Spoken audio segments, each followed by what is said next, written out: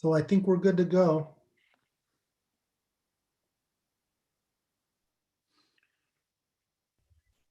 Good evening, everybody. My name is Gene Talmadge, and I'm the chairman of the Planning Commission. I would like to call this meeting to order. Mr. Secretary, may we have a roll call, please? Yes, thank you very much. So I'd like to do the roll call, starting with Commissioner Vandermeulen, Present. Commissioner Murphy, Present. Commissioner Edsall, Here. Vice Chair Espinosa, Here. and Chair Talmadge. Here. Thank you. All present. Good. The next item on our agenda is the Pledge of Allegiance, and I've asked Vice Chair Espinosa to lead us in the Pledge of Allegiance. I turn it If over. you all join me and place your hand over your heart. Ready, begin. I pledge allegiance Allegiance to the flag Flag of the United States United States of America, to the to republic the republic which stands that stands nation under God, indivisible, indivisible, with liberty and justice for all. For all. Thank you. Item 4 are the minutes from the previous meeting. Does anyone have any comment on the minutes from our previous meeting? I would make a motion that they be approved as submitted in the packet. Second. Is there any discussion? All those in favor of approving the minutes, well, I would say signify by saying aye. Well, let's, I guess, go in order. Commissioner Edsall, Yes. Commissioner Murphy, Yes. Commissioner Vandermeulen, Yes. Vice Chair Espinosa, yes. and I vote yes. So with that, the minutes of the previous meeting from January 10th is approved.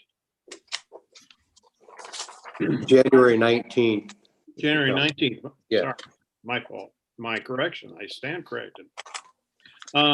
Next item is public comments.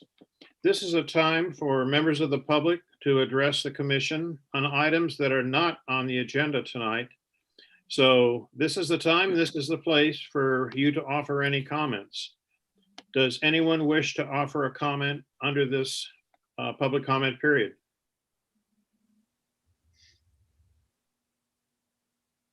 Is anyone raising a hand? I don't see any. I do see one hand raised under the attendees, Mr. Brian Morris. So if you could please set up the timer, Monique, and we can accept Got that. it. Thank you. Can you hear me okay? Yes, You'd like me to begin?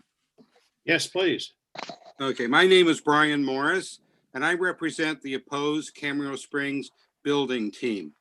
We represent over 650 registered members, and we are your neighbors in Camarillo. Although our project is not the project you are considering tonight, we share two similar obstacles with the Camarillo Springs Golf Course plan and our Camarillo's neighbors. First, there's overbuilding.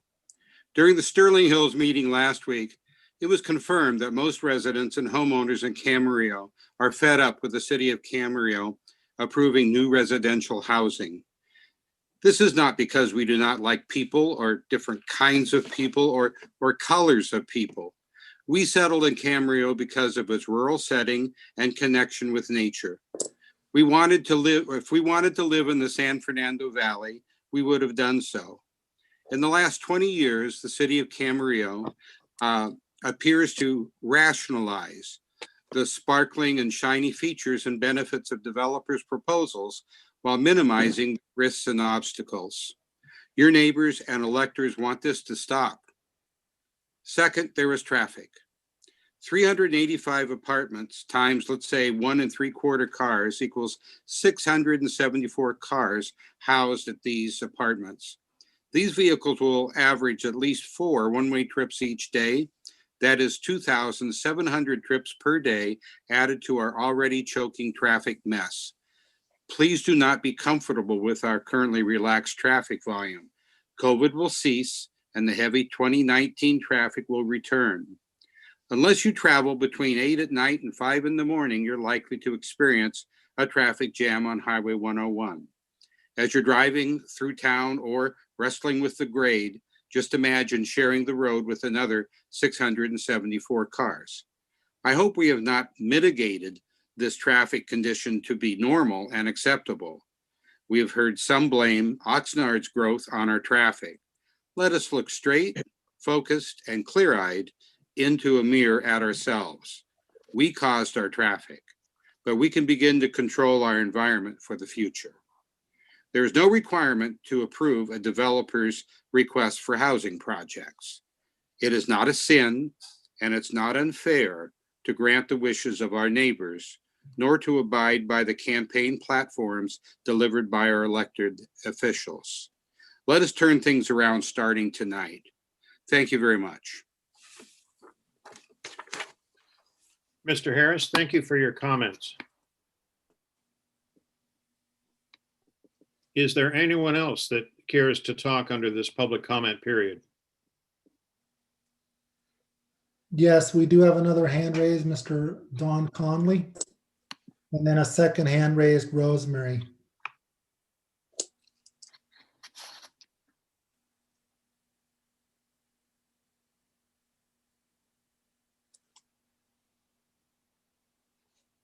We may have a problem with Don being able to speak. It seems like the version of Zoom that they are using would require them to be promoted as a panelist. Therefore, we cannot actually promote this person. They would have to call back in. If you can call back in using the Zoom number, that is the only way we would be able to accept comment from Don. Thank you so much. Can you please just share that number so they could jot it down and maybe repeat it? Yes. So if you are on at the moment, the phone number you can dial in is 1-669-900-9128.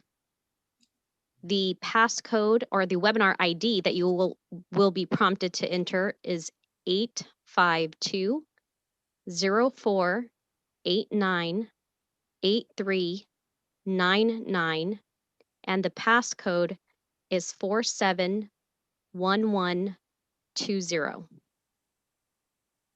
Thank you, Monique. So it sounds like Don Connolly would need to call back in, correct? That's correct.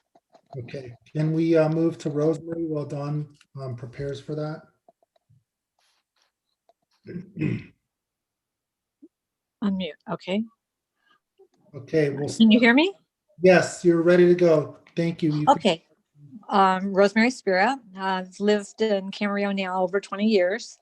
I just want to put in my input about the parking situation that has been created over all these years repeatedly with the developments that have been put in. I feel like the Planning Commission and the builders minimize parking and make it really uncomfortable for people to live in these communities. There's a parking problem in Spanish Hills that's been going on for 20 years. Started then. We have personal experience now with Springville, Mariposa, and Tessa Robles. Again, inadequate parking, problems with the rules. Of course, they try to control things, but in the end, it was inadequate parking that's causing all these issues. Having 2 garage spaces is just not enough for 3 and 4 bedroom units. They did offer some extra parking spaces, but not enough to have 1 per unit that of the 3 and 4 bedrooms.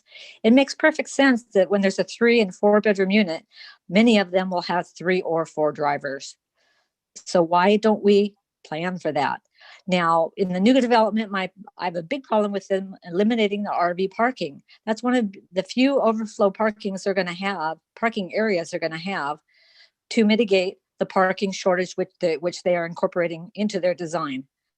I have a real problem with that, especially having invested in Tessa Robles, who is already clamoring for more parking, and we're not able to park on Verdugo, not able to park on Camino Ruiz. Where are these people supposed to go?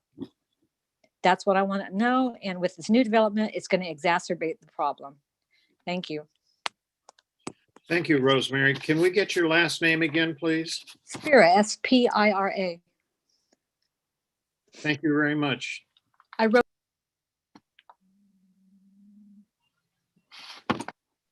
Okay, Monique, can you please check to see if Connolly is able to speak at this moment? Don Connolly? It looks like we still have the same problem. It's not allowing Dawn to speak without promoting them as a panelist. And unfortunately, we cannot do that. It's just part of the software that they're using.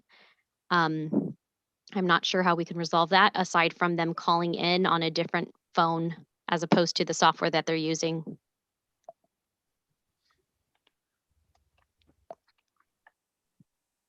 Does Dawn Connolly have the ability to chat and send a message that she's going to be, or they're going to be typing in and then recalling in? I believe Dawn does, and it can be visible to all of the panelists. Okay, so that's another opportunity to provide input. I also want to reiterate to all of the public that are currently on the Zoom meeting that right now is a time for public comments on items that we do not have on tonight's agenda. So if you anticipate speaking on the agenda item that's going to be considered for the residential plan development permit, that is the public hearing item number 6. It's that's going to be taken up later, and you can speak on that particular item during public comment. So Don Connolly, can you do a chat to let us know if you plan to call in to speak? Because here it looks like we have one. Or we could also have, if you provide us your phone number, we may, Monique, do we have the ability to call Don Connolly if we have their phone number? I don't believe we do. I can double check just to see if there is a way for us to contact them, but I do not believe we can include them by dialing them into the call. I could possibly place it on speaker and use my mic, and we could communicate with Dawn that way. Okay. So let's just take a moment here. And at a minimum, can we send Dawn a message to see if they plan to call in? Okay, so we did receive a message. I believe it's visible to all panelists from Dawn. Okay. Says like, okay, I'll read it just so in case people can't see it. This is from Don Connolly to all panelists. I clicked the link, entered the password. I don't understand. This should be in violation of open meeting laws. I don't have any other device to use. I will try to log in tomorrow's meeting. And then That's Rich's comment. then our IT person responded, you need to upgrade the device to a newer version of Zoom. And Don Connolly responded, thanks. And then our IT person said, upgrade the Zoom software to the latest version, not the device.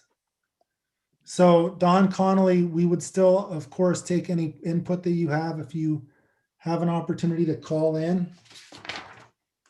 And isn't all that Zoom information attached to the agenda? It is. Okay. Just if you can also just make our, so we're making our best effort. If you can type in to the chat. So it does.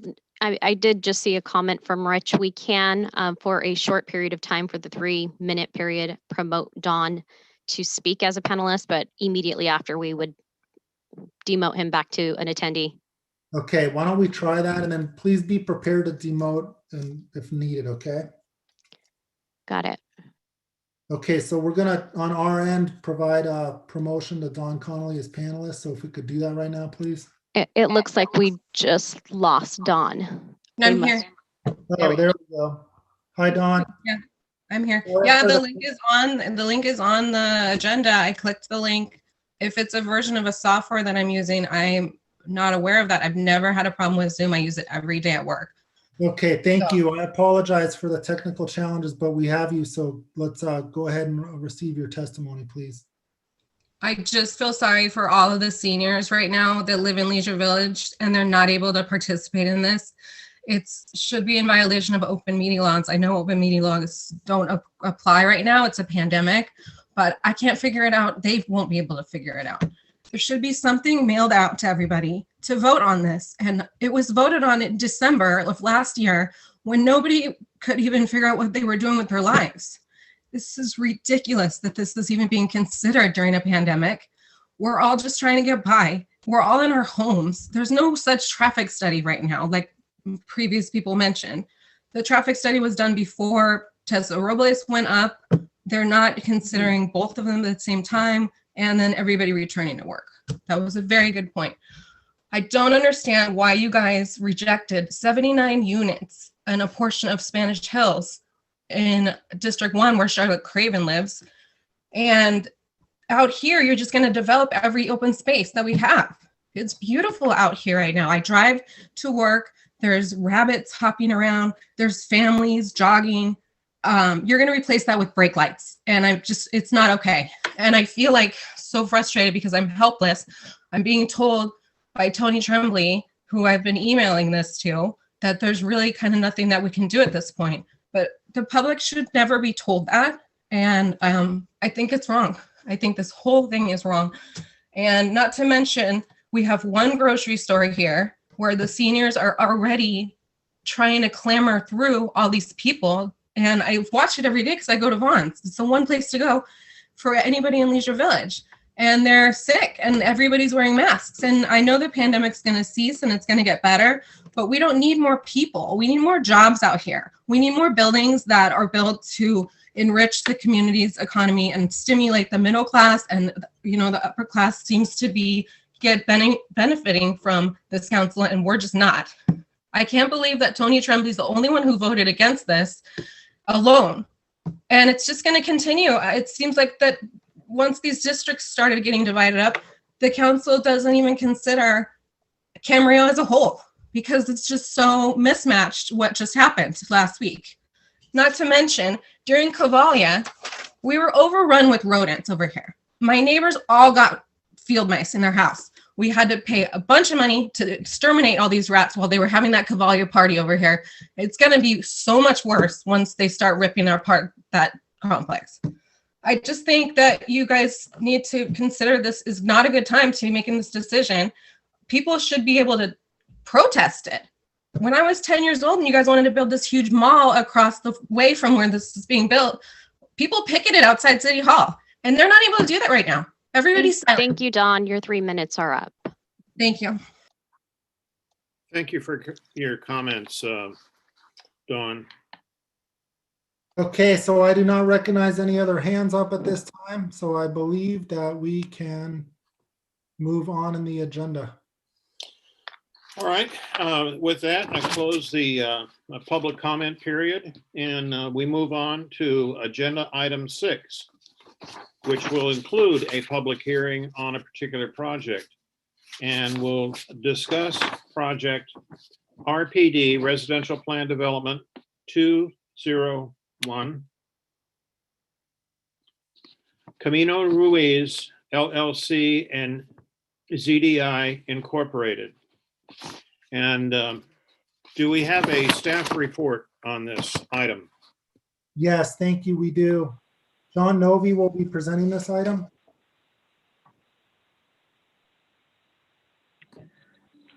Thank you, Chairman Talmadge, members of the Planning Commission. The item before you tonight is RPD 201 for Camino Ruiz. Oops. Sorry about that. The project location is shown here on the aerial image at the southeast corner of Verdugo Way and Camino Ruiz. A little bit of project background for you. On February 22nd, 2017, a general plan amendment was referred for further evaluation by the City Council to convert the site's general plan from industrial to high-density residential. On November 10th, 2020, the Planning Commission recommended that the environmental impact report for the site be approved and that the general plan amendment and zone change for the site be approved by the City Council at a vote of 5-0.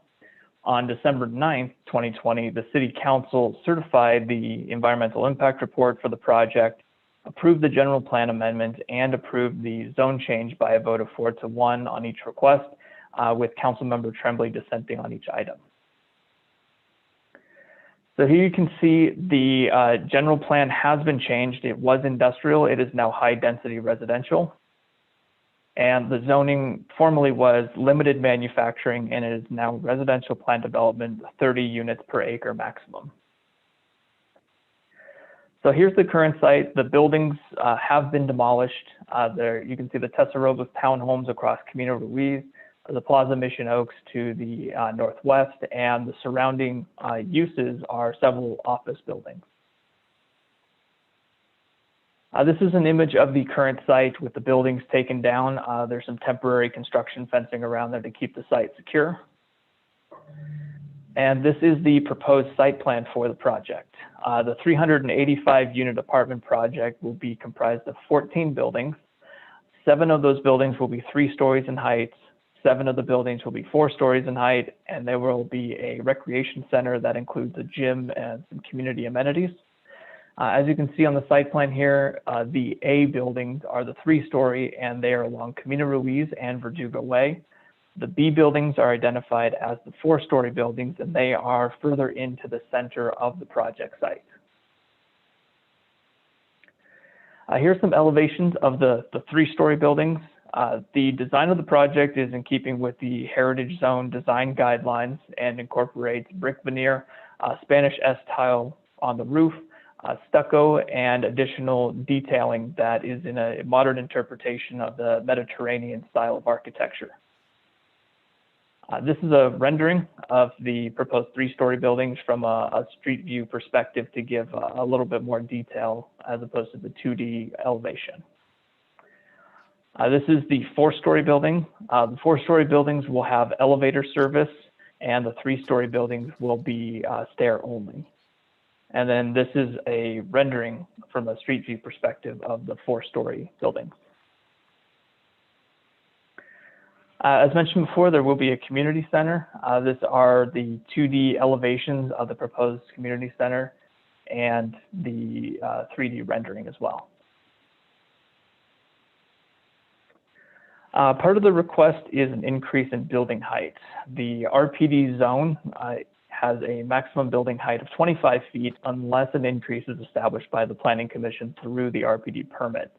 The 3-story buildings are requesting a height of 40 feet 6 inches, and the 4-story buildings are requesting a height of 50 feet 4 inches.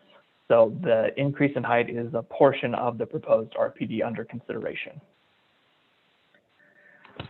Parking for the proposed apartment project is broken down on the table here. The code requires that studio apartments have 1 parking space per unit, 1-bedroom units have 1.5 parking spaces per unit, and 2-bedroom units have 2 spaces per unit. Additionally, the project requires 2 guest parking spaces per 5 units, and traditionally the code requires 1 parking space for recreational vehicles per 5 units. You can see the breakdown of the number of units in the parking provided and the parking breakdown. And there are 774 spaces required for the project, and 787 parking spaces are being provided. As you could see in the previous slide, there is no RV parking being provided. And in order to receive that concession to remove the requirement for recreational vehicle parking, the applicant is providing 5% of the project, or 20 units, to be restricted to very low income households. In addition to the 5% for very low income, the applicant has voluntarily offered to provide an additional 5% of the project, or an additional 20 units, for moderate income households. And it should be noted that the moderate income units do not qualify for an additional concession of a development standard. The affordable units, all 40 of them, will be compliant with City Council policy for inclusionary housing. That policy specifies that the units be dispersed throughout the development so that the affordable units are not clustered. The units must be similar in appearance to the market rate units so that you would not be able to distinguish the affordable from market rate from the outside.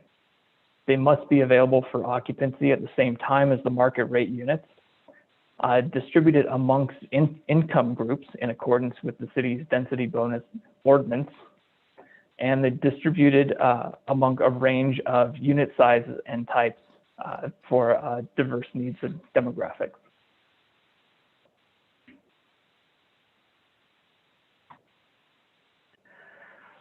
The project has also been conditioned to ensure that the affordable units comply with the City Council policy for inclusionary housing and will be subject to an affordable housing agreement that holds the units for very low or moderate income households for a period not less than 55 years.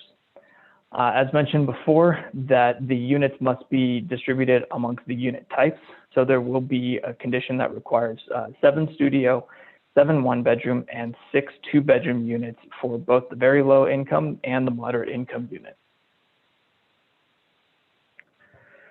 This is a public hearing, and notification of the public hearing was mailed to all property owners within a 600-foot radius of the project site as required by code, published in the Camarillo Acorn, mailed to nearby homeowners associations, mailed to additional property owners and occupants up to 3,300 feet from the project site.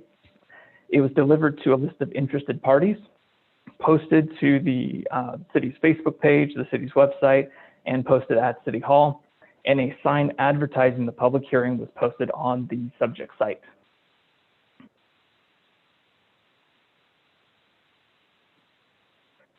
This image here shows the project site outlined in black. The red outline is the required 600-foot radius for property owner notification only as required by our code.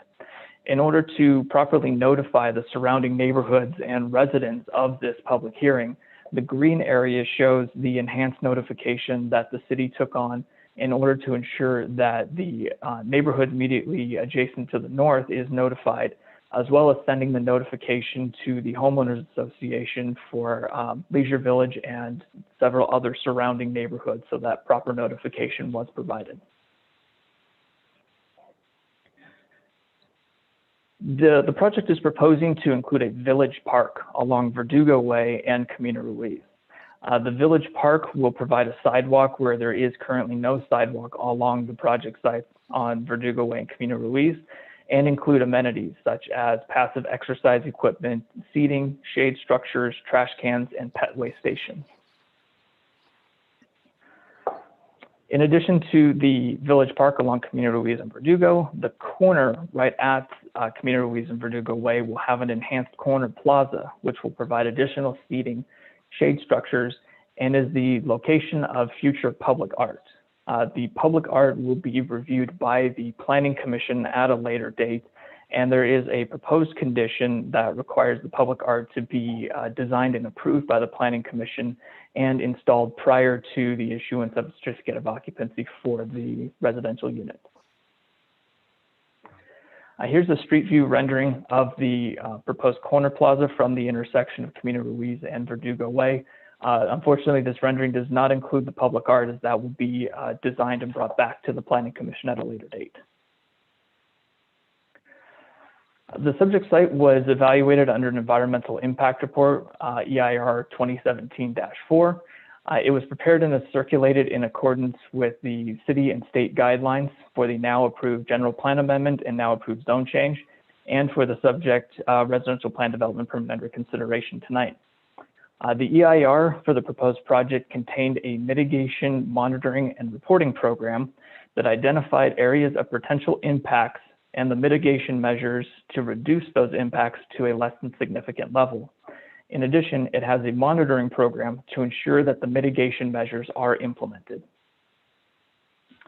The MMRP contains the mitigation measures that will reduce the potential impacts listed in the EIR to less than significant level and are included as conditions of approval for RPD 201.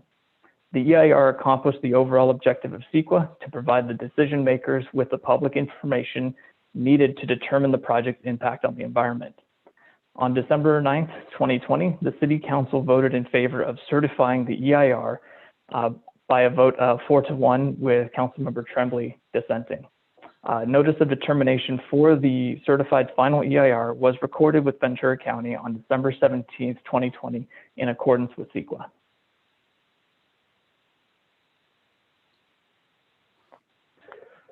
For general plan and zoning consistency of the site, both the general plan and zoning were recently changed.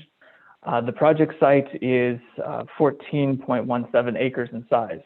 The new general plan land use designation of high density residential requires a density of 18.1 to 30 units per acre, which would allow between 257 and 425 units on the site. The residential plan development zoning, RPD 30U, allows up to 30 units per acre, which would allow up to 425 units for the site. The proposed 385 unit apartment project provides a density of 27.17 units per acre, which is consistent with both the general plan and zoning for the project site. The regional housing needs assessment is a tool to establish how many housing units are needed for the SCAG region in California. And that's in the Southern California region. The city of Camarillo has a fifth cycle RHNA allocation from October 2013 to October 2021 in the RHNA units on the left-hand side of the chart. All the way on the right-hand side under the totals, that is our current level of units built in the various income categories for the fifth cycle of RHNA. The project will not likely be built prior to October 2021, which will mean that it will be part of the sixth cycle of RHNA. The numbers on the bottom of the screen here show what the anticipated sixth cycle RHNA allocation for the city will include, which has 596 units for very low income and 270 units for moderate income households. The proposed project built in the sixth cycle of RHNA will provide 20 units for the very low income category and 20 units for the moderate income category to assist the city with its RHNA allocation. There are some special recommended conditions of approval for the project. Mentioned earlier, the mitigation of environmental impacts through the Mitigation Monitoring and Reporting Program is a condition of approval, which includes the installation of a traffic signal at Verdugo Way and Camino Ruiz. There's a condition to retain the majority of the mature perimeter trees based on a tree report submitted by the applicant. There's a condition for payment of a $1.7 million fee to, or contribution to Pleasant Valley Recreation and Park District to mitigate the impact of the additional residents on parkland. The applicant must coordinate with Naval Base Ventura County regarding the rental agreement disclosures for aircraft noise. There will be a restriction on using garages for any other use than storing vehicles. There's a condition that the applicant must provide public art to be approved by the Planning Commission. They will enter into an affordable housing agreement with the city, and there will be a condition to provide a paved loop trail system around the apartment development. Seen here on this site plan is the proposed walking jogging path that will be accessible to the public. The brown dotted line that goes around the top of the project site and down around the office buildings to the south along Camino Ruiz. The extension of that walking jogging path, as mentioned previously, will be a condition of approval, and that portion on the southern part that's identified as not a part will be reviewed separately under a modification to the industrial plan development permit for that project site. However, should that extension not be built along that property, the condition of approval requires that that extension be continued along the south side of the walking jogging path, so there will be a contained loop.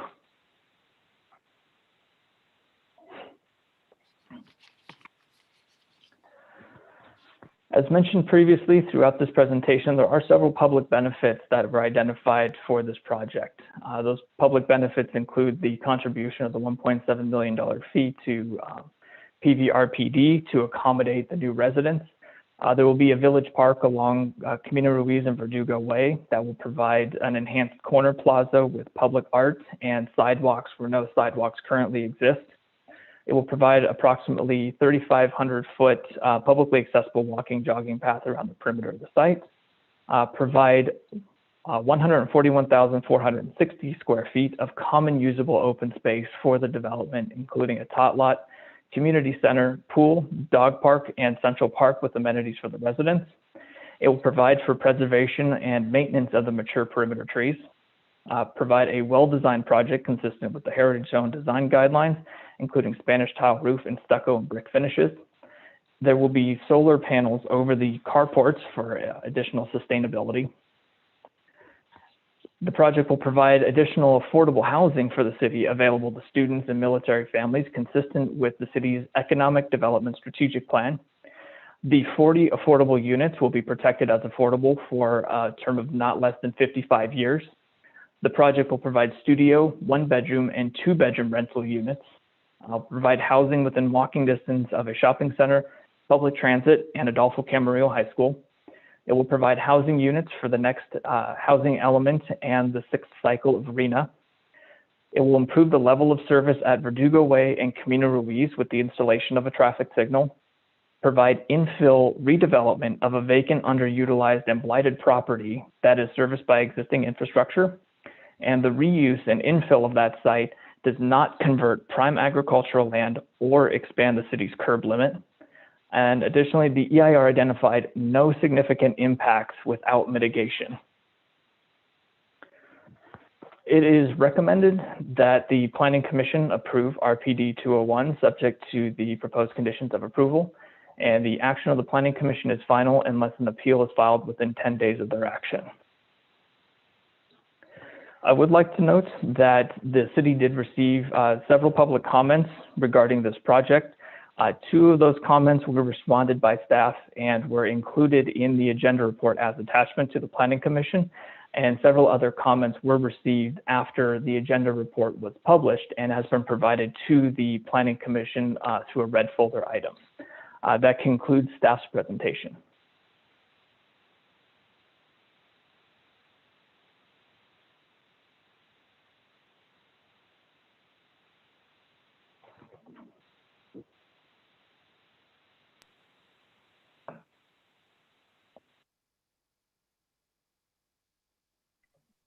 Chair Talmadge, I think you need to unmute. Sorry. There you go. Thank you for your presentation, Mr. Novi. I'm wondering if anyone in the commission has any questions of staff. Commissioner Murphy. Yes, thank you, Chair Talmadge. Yes, very nice presentation, Mr. Novi. I have a question on the site plan. It has to do with parking in front of units A2 through A5. I've noticed that there's this dark blue parking referred to as a parking apron. Is that, are those actual parking spaces? And if so, are they tandem spaces?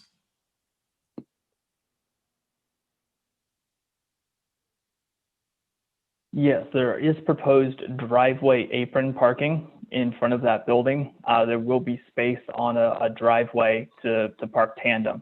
It's my understanding that those units will be the 2-bedroom units assigned to the garage immediately in front, so there won't be conflicts between different residents in the parking area.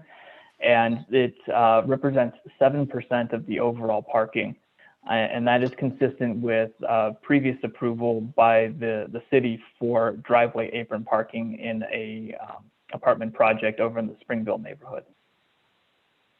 Okay, great. And then when Tessa Robles was reviewed, were they under different parking requirements? This was, I believe, they were prior to the city's allowance of tandem parking spaces. So are more parking spaces afforded this particular residential development per unit, or? Thank you very much, Commissioner Murphy. I'll just ask if David Moe could please weigh in because he was assisting the planner that worked on the Tessa Robles project.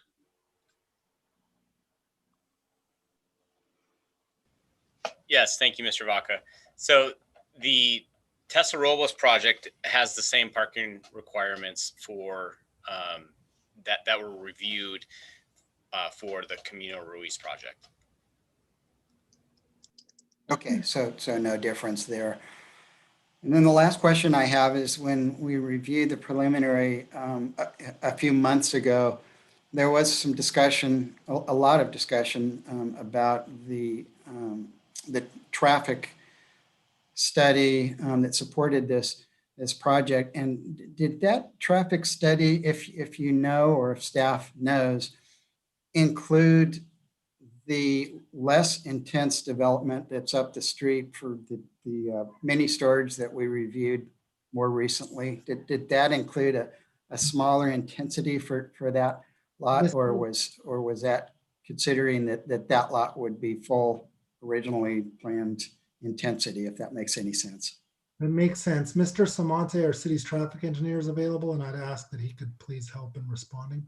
The traffic counts were taken in March of 2018. So any development that was existing at the time would have reflected actual numbers or vehicle counts. If it wasn't developed yet, then it would have been numbers generated by the ITE trip generation manual. Hopefully that answers your question. Yes, and so while that lot was originally planned for something with a higher intensity traffic movement, if the mini storage site is developed as planned, it would seem that there would be a lower amount of traffic that would be generated by that site, and therefore a lower amount of traffic generated by the overall area. I guess that's what I'm getting at. That makes sense. So I guess the answer would be what was the designation of that parcel in March of 2018? And unfortunately, I can provide a little bit more feedback on that. The site that was approved for the Trojan storage project that was approved by the Planning Commission on January 19th, that site was designated as a industrial project, and there was going to be a shell building that would be leased out to future tenants. So the traffic load would likely have been higher with the use that was approved as opposed to the mini storage, which tends to have a lower traffic load. So the traffic study evaluated a higher intensity of an impact than what the condition would be now based on that modification. And if I could also add, Mr. Samante is correct on the traffic counts being collected in 2018. However, the traffic report also included the expected generation of trips for the Tessa Robles project for the lots down at the end of Camino Ruiz and Camino Carrillo at proposed full build out. And it also included the approved Shea Homes project up at the on Upland Road. So all of those developments were included as approved but not yet completed projects when evaluating what the impact would be to traffic there. So it speculated what that would be based off existing traffic counts and the traffic manual that Mr. Samante had mentioned. All right, Mr. Samante, Mr. Novi, that's very helpful. I appreciate it. That's all I have. Are there any questions? Commissioner Edsel. Yes, in the presentation, they talked about a condition that the garages in these units could only be used for parking and not for storage and things. So I have kind of a two-part question. Is that a condition of other projects in town? And then my other concern is how does that get enforced? Do you wait till there's a parking problem out there, or is that actively looked into and enforced by the city? Yeah, that condition is more for apartment projects where you have you don't have ownership of the garages, you're renting that space.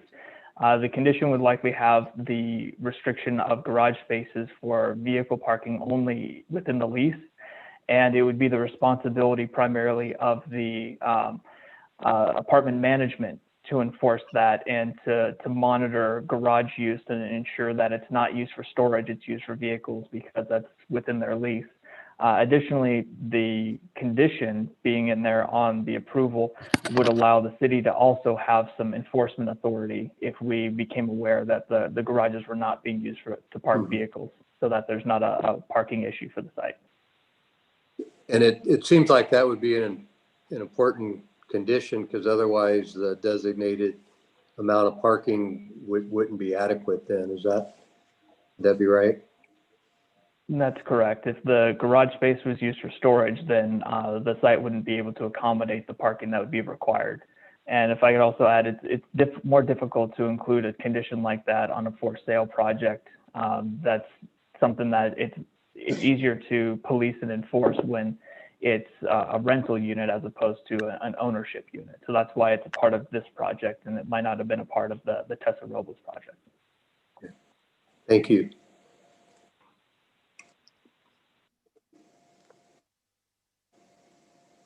Any other questions from staff?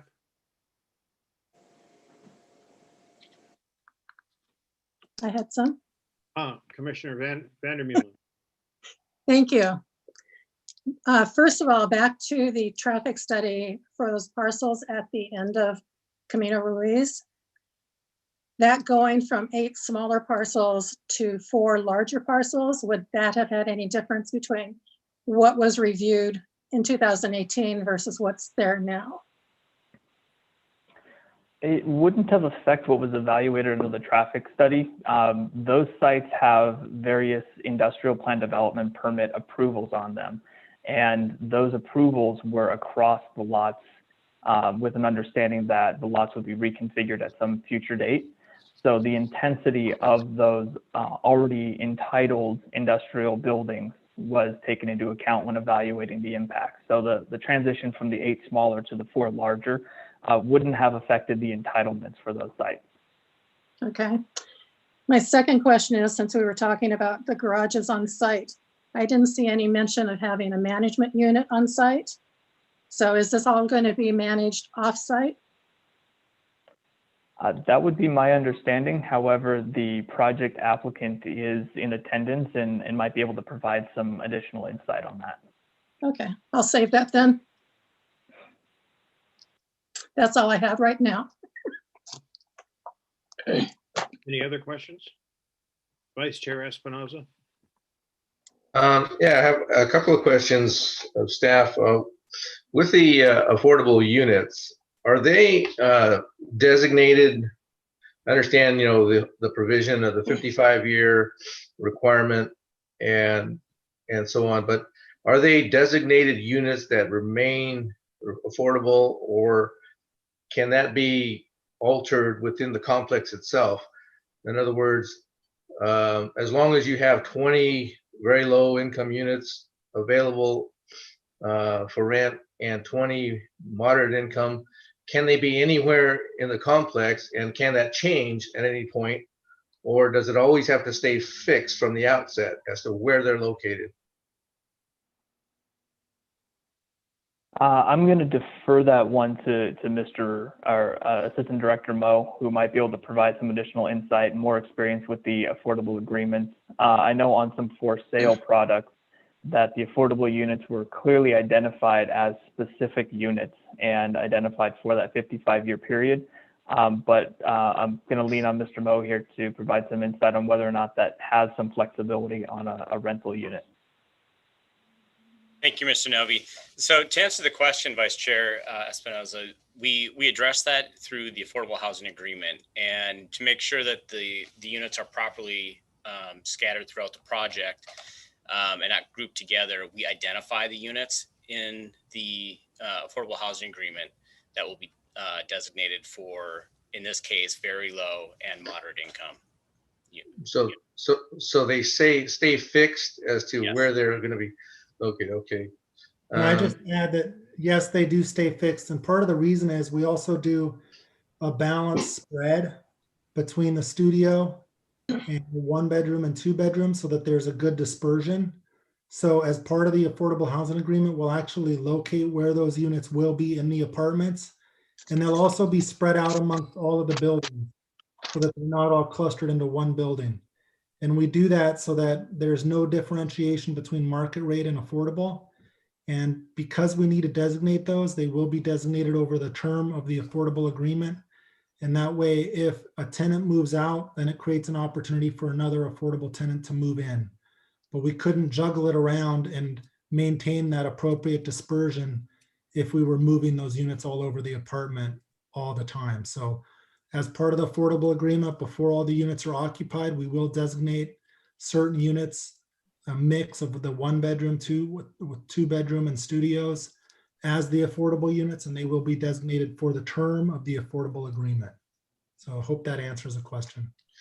Yeah, yeah. And part of the reason I'm asking this is because in like on page 11 of the staff report, under the density bonus and other incentives section, where you have the bullet points down there towards the bottom of the page, it has a second bullet that says similar in exterior appearance to market rate units of the like plan type.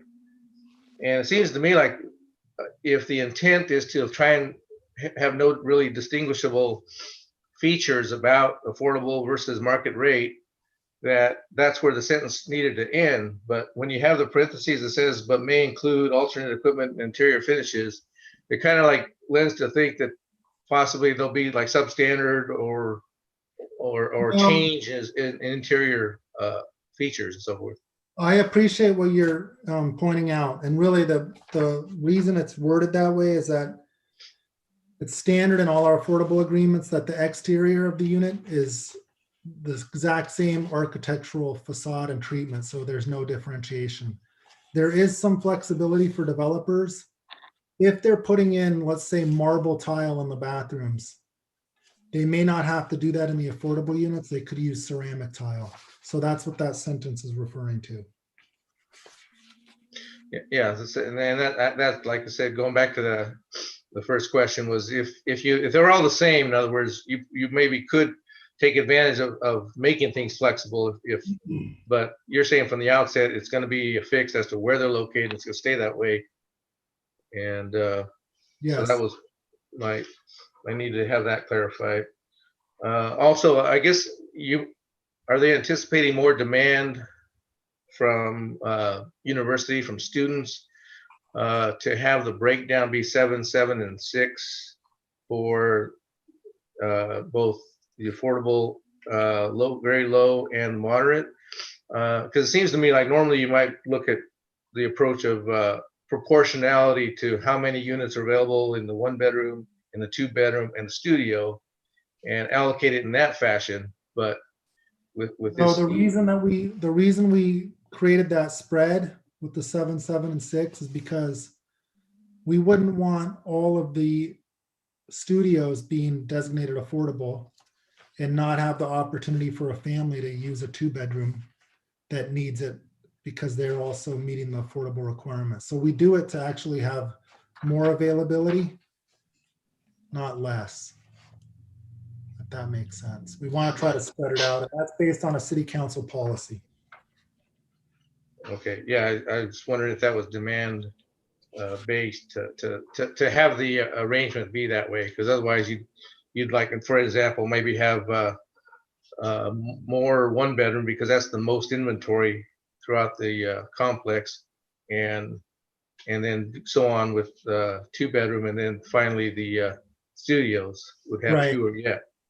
But no, we actually do it because we know that there's a need amongst all different family types, people that are individuals and people with families. So we want to have a good balance of unit types so that we can try to accommodate a variety of affordable tenants. okay, thank you. And the last thing was a question I had about elevators in the buildings. So the 4-story unit is equipped with an elevator. Is that out of a requirement, or is that just a feature that they're putting in that building to accommodate for elevator use? It's my understanding that they would be required to provide elevator when they hit the fourth story. Okay, That's why the buildings with 3 stories are stair only and not serviced by elevator. so it's a requirement to have them, otherwise you wouldn't if it wasn't, or because I know they've mentioned that there's other apartment complexes that are multi-level 3-story that don't have elevators, but as far as the complex goes, there's going to be certainly a variation and maybe a charge to see who's going to get the elevator unit over the swimming pool versus who's going to be furthest away from where they're going to park the car and have to climb up 3 stories, that sort of thing. So if the 3 stories were because of the footprint, there just wasn't the room to provide elevators, or if any thought was given to that. There was, the 3 stories were put around the perimeter to help balance the height as you move to the interior of the project. That's where the 4 stories were located. And in terms of the tenant mix, where people choose to rent and what those rental rates are is something that I believe the applicant should address, because my understanding in market rate apartments, sometimes people want a view of the pool, and in some instances they pay a little bit more in rent for that. And that's part of the leasing arrangement that they pursue when they're actually researching whether or not they're going to be tenants in that apartment. So I believe that's market driven, but I would table that question for the applicant if that's okay. Yeah, I'll do that. Thank you. Can I just mention to the public that there will be an opportunity for public input with this public hearing, and that if you're trying to chat at this time, there's no opportunity for us to respond to that, but we'll be responding to chats during public comment. And I want to make that clear. All right, thank you. That's all I have for now. Thank you. Any other comments from the commission or questions? Commissioner Edsel. Yeah, I just had one more, like there's going to be a lot of units there. Is any part of the analysis, does the city see if it's going to have an impact on the schools around there, or is that something the school district looks at? I mean, it's near the high school there, and Yes, we understand that there is capacity in the school districts. there is capacity. Yes. Yeah, is that something that was a requirement, or is that just something that's considered during the analysis? It's part of the process that we route the applications to various agencies, and it does include the school districts. And we ensure that through the building permits, they also pay the appropriate school fees that will be required as part of the construction permitting process. So Okay. we didn't receive any comments from the school districts that there was an issue with capacity. And we also understand that most of the schools are either level or slightly declining. Okay, and then, and then the kind of a tag on to that, there were some public comments that we got, and we're talking about the amount of grocery stores that are available and stuff, but that's something that's not part of the project consideration. Isn't that kind of a free market thing if there's a demand that someone's going to put up a store somewhere? Or Yes, that's correct. That's not something that is addressed in the merits of the application. The applicant doesn't have any control over that, nor does the city. Okay. Have you heard anything in that regard, though? Maybe the developer would know. Seem like that maybe that. I think that most of the grocery market is fairly saturated right now in the city of Camarillo. We have several grocery stores, and even some of our big boxes now, like Target has a grocery. We have a variety of smaller markets. We have everything in between. So we have the Sprouts, Two Vons, Ralph's, Walmart, Target, grocery outlet, and then there's several independent little markets throughout town too. All right, thank you. So it sounds like someone's not muted. If someone can please double check and mute, we'd appreciate that.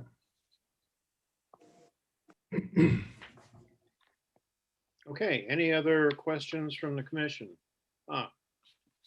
Yes, sir. Commissioner Murphy.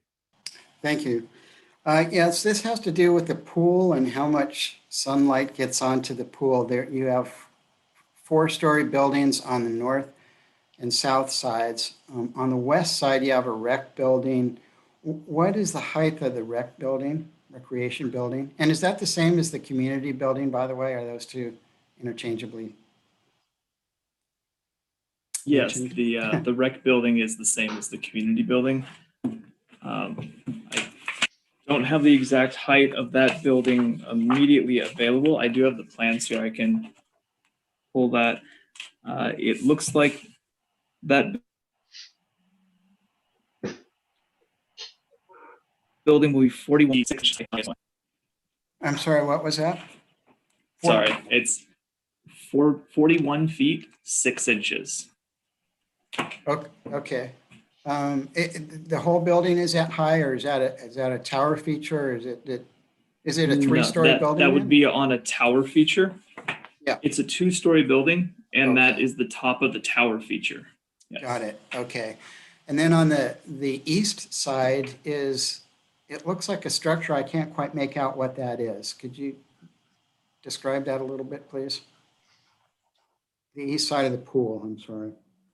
Yes, it's a restroom building. It's On the Okay. east side of that is a building, and contains pool yes, and equipment that will be and restroom. 16 feet, 9 inches. Okay, got it.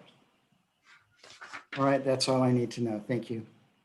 I would just share with the commission and the public that the PC item 6, page 35 actually has the architectural elevations for the rec building and the restroom structure. And then it continues on for the next few pages.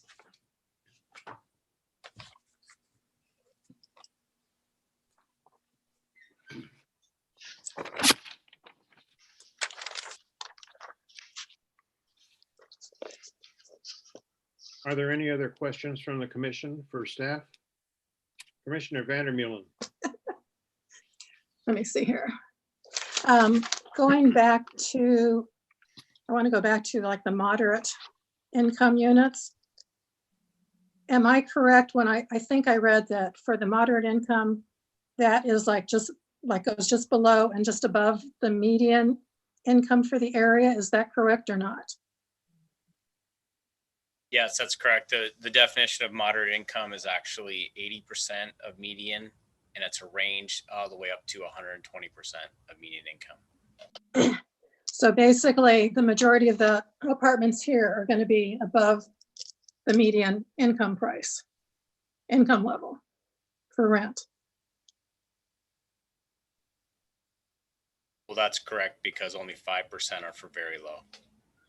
Well, even the moderate ones are going to be below market. They will be below market, but it doesn't necessarily mean that all the moderate income units will be leased out to people making over the median income. They Right. can't be below median income. Okay. Thank you. Are there any other questions from the commission? All right, that said, I have some questions for staff. First question sounds rather obvious, but I'm just curious, where did the 385 units come from? How was that number generated? I know it's in between the range that's allowable for the site, but where did 385 come from? How come it isn't lower? How come it isn't higher? It comes from the fact that their architect was trying to maximize the number of units all the way up to a full 30 units per acre. And based on the balance of setbacks, preserving the mature trees, creating the vehicle circulation network and parking, that this was the maximum they could accommodate in meeting all the development standards that are required as part of the analysis to be consistent with the RPD zone. Right. I think that's important to understand for any and all listening. It's just not a number they grabbed out of the air. There's a reason why it's there. So. Correct. And that's partly why they had to go to 4 stories, because of all of the requirements that needed to take place on the ground. They had only 2 opportunities to increase density. One is to do subterranean parking, which is extremely expensive. And the other was to go up. And so in collaborating with them and working on the design and trying to provide recommendations on how to achieve our design guidelines and development standards, we thought that the 4 stories would be appropriate for this level of density based on it being so appropriately designed to meet our heritage criteria. Okay, good. Before I go any further, I still have some more comments. I just wanted to make a general comment. It is after 7:30, and I want to remind anyone that may have come in late. I don't see that we had any late ads, but we haven't opened the public hearing yet, and there will be opportunity for you to speak when the public hearing does open. So bear with us. With the time change of the meeting, I just want to make sure everyone knows where we are in the agenda, and we're still in the staff reports and questions. So Thank I'll you go very on much. with my Thank you, next Chairman. question. Pardon? Thank you, Chairman Talmadge. We really appreciate that reminder. And I also just want to confirm, I didn't recognize anybody else signing into the meeting. And Monique, do you know if anyone else is signed into the meeting that wasn't already present? No, they're the same remaining attendees.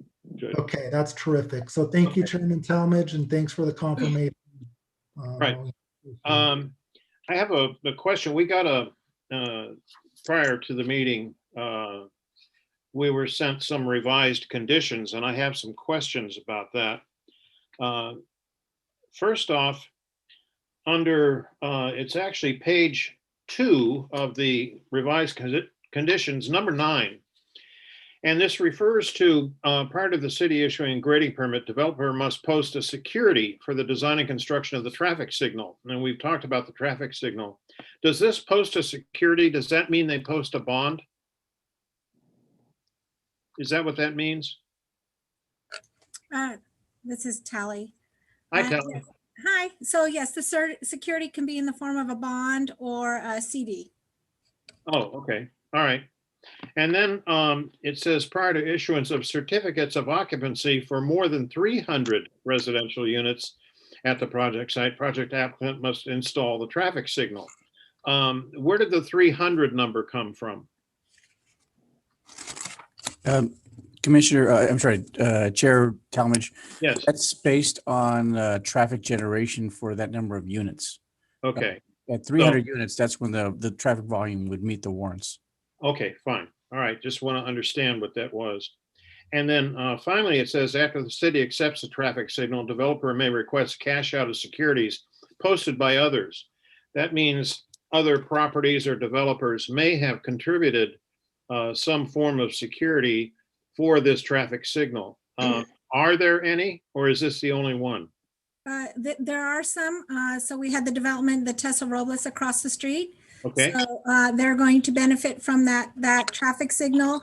And in their case, they did cash out their amount. And so that will be available after this developer constructs the signal and we accept it. We will then return to them any other developers or monies that are on file at the city. Okay, good. Thank you. That answers that.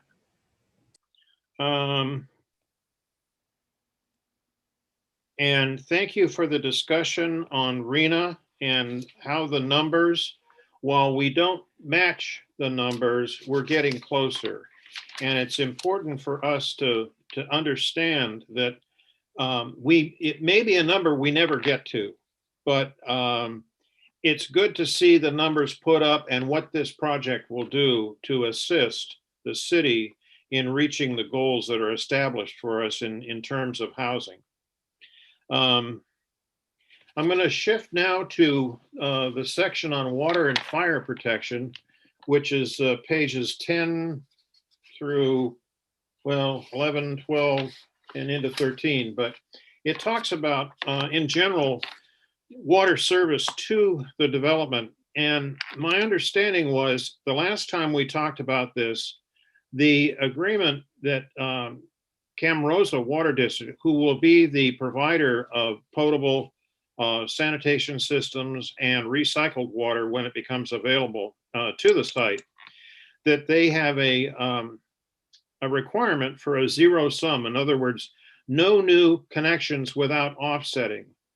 And that would be accomplished, as I see it, by the applicant doing a water master plan. Is that correct? And how does that work? Because we don't know right now what they're going to do as a water offset, do we? And I guess, Tally, I think that's a question to you. Sure, yes, and we don't know what that is right now, and they will work that out with Camrosa. Right. And in one of the conditions, you read that we do require a water will serve. So before we issue permits, we will be looking for that will serve letter from Camrosa, which to us means they have met those requirements. But we don't always have the details. But the key is the will serve letter for us and permits. Right.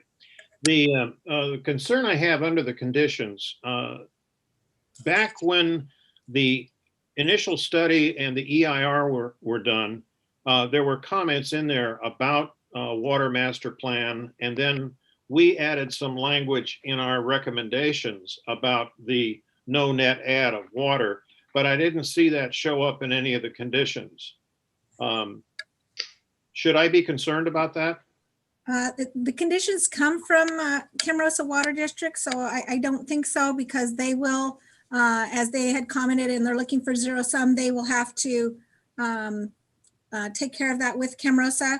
So what we're truly worried about is making sure they get a water will serve letter from Camrosa, and then we expect Camrosa to make sure this all happens. But Camrosa may not have, well, it depends on how they do the water offset. I mean, that can be done any number of different ways, of either adding customers for recycled water and, replacing potable water with recycled water for irrigation, for example, or changing fixtures in buildings to ultra low flow and other conservation measures. And that may or may not be within the jurisdiction of Camrosa. So how are we going to know that?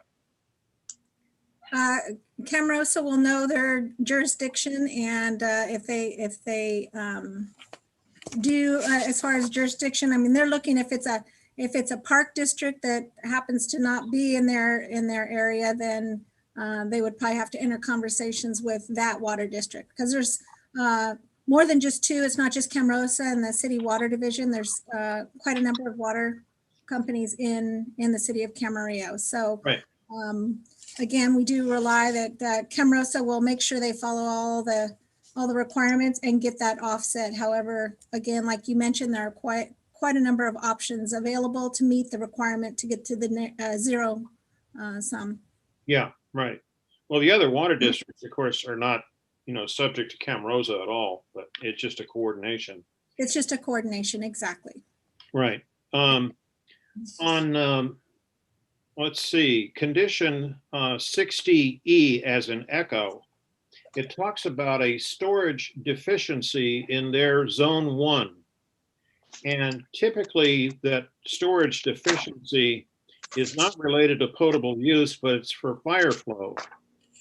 And I'm curious of how is that going to be worked with Camrosa for the developer? Are they simply going to put up money that goes into a fund, or are they actually going to build or oversize a tank somewhere, not on their site, but somewhere else in the Camrosa, I guess, service area 1 or whatever it is, to have sufficient fire flow storage? How is that going to work? Yeah, so condition number 60 from Camrosa may have been in coordination with the developer. I would ask the applicant when, either, now or at the end, if you want to get them to weigh in. We have not been in those conversations. It's going to be Camrosa and the applicant that work it out, and then we will be watching for the will serve saying that they did work it out. Okay. Okay. Yeah, I was just looking for what that, I know what it means, but I just want to make sure that we're covered in this. Same thing is required under condition number 64 and 65, unconditional sanitary will serve letter, and that they would do a required to provide a sewer master plan. I guess that is also the same thing as a water master plan. Is that correct? Correct. They will do a similar master plan just for the two different utility. And then we would get the will serve letter that says for water and a will serve letter for sewer. Quite often Camarosa will combine it if the applicant has met requirements for both water and sewer. We'll get one letter that satisfies both. Okay, all right. That concludes my questions. Are there any other questions from the commission? Commissioner Vandermeulen. Just just a kind of a question, verification, back on the notification, where they said they sent them to the HOAs, because I don't know of anything that we got here in our office at Leisure Village. So we do have a lot of people that read the Acorn where it was noticed or look at our agendas. And I'm gonna have to check it out and find out where it's sitting, if it was delivered to the office.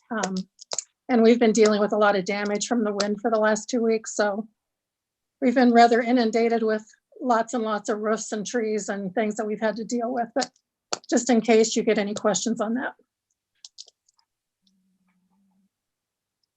So. Okay. Any other comments from the commission? All right. With that, I'd like to open the public hearing for RPD for the residential plan development. And the public meeting is open. So those, are we going to have a presentation by the applicant first and then open Yes. comments? All right. Yes, that's correct. Okay. So I think we have a representative of the applicant here, and I saw his name earlier. Here I am. Dennis. Mr. Hargrave, are you there, sir? Yes, I am. Hopefully you can hear me, right? Very well. Thank you. Great. All right. Well, thank you. I will not belabor a lot of points because there's been a lot of points made by staff in a very thorough staff report tonight. But I do want to just go through a short PowerPoint if I can. And so I'm going to ask for a share screen. I think that will come to life here. There we go. And you do have, let me just go to the beginning.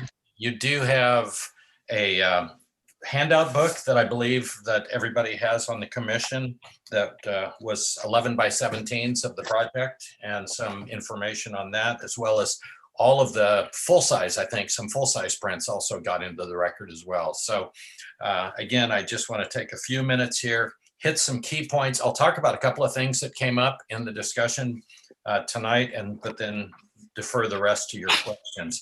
My name's Dennis Hardgrave. I'm representing the property owner, Camino Ruiz.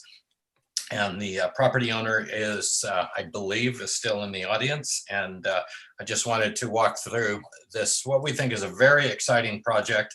Again, tying in, as we said, in the EIR hearing and the general plan amendment hearing, to our experiences that we've had at both Village at the Park and Springville, where projects we felt have created a sense of place and a real community gathering location. And so that's our goal with this project, as opposed to a standalone apartment project with no community, so to speak. So obviously we're really happy with this entry plaza concept. It's hard to tell the scale of it here, but it's over 14,000 square feet, just the plaza itself. So if you think of that in terms of some other locations you've seen, it's quite large. As I show you then, I'm going to activate this little laser here and see if it helps.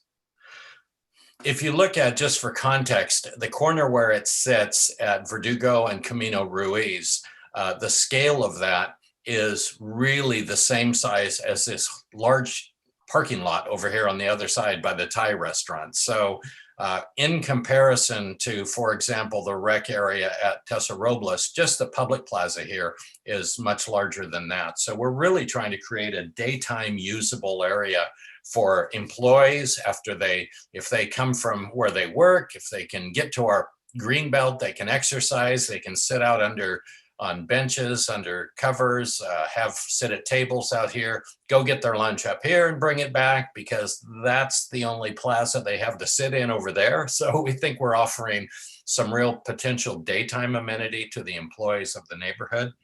The organization of the project, of course, you've talked about already. We won't go into that.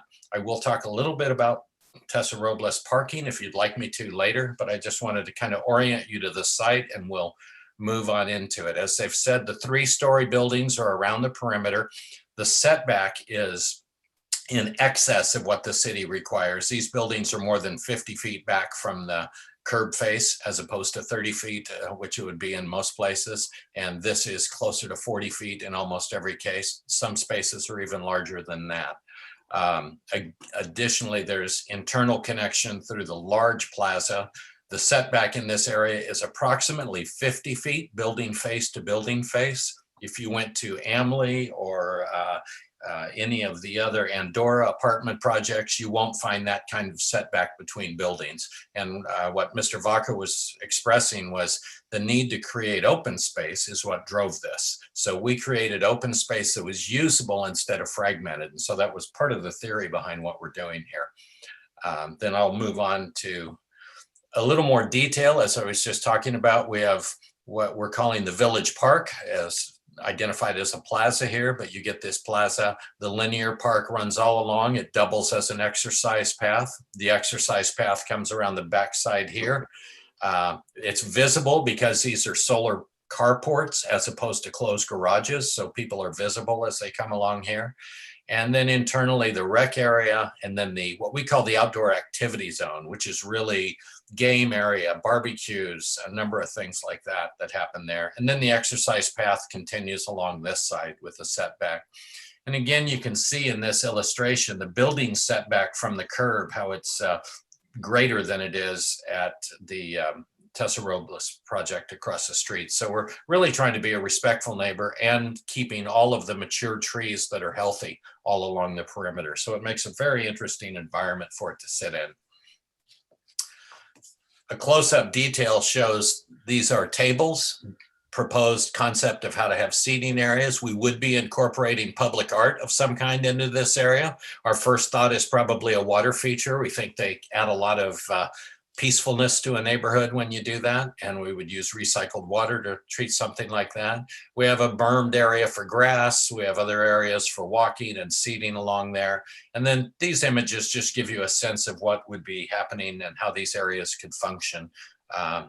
We see them more and more obviously in this era. I don't think we're going back to an era when people aren't going to want to be outdoors. I think our whole way of living is going to change to some degree. And we have adequate open space to accomplish that. And in fact, percentage-wise, just to point something out, the apartment projects that were approved 10 years ago and longer before that didn't necessarily hit this same kind of standard of open space as these current projects do. And Camarillo has a higher open space per unit standard than almost any city in the county. So that is why we wind up with more open space in a project like this.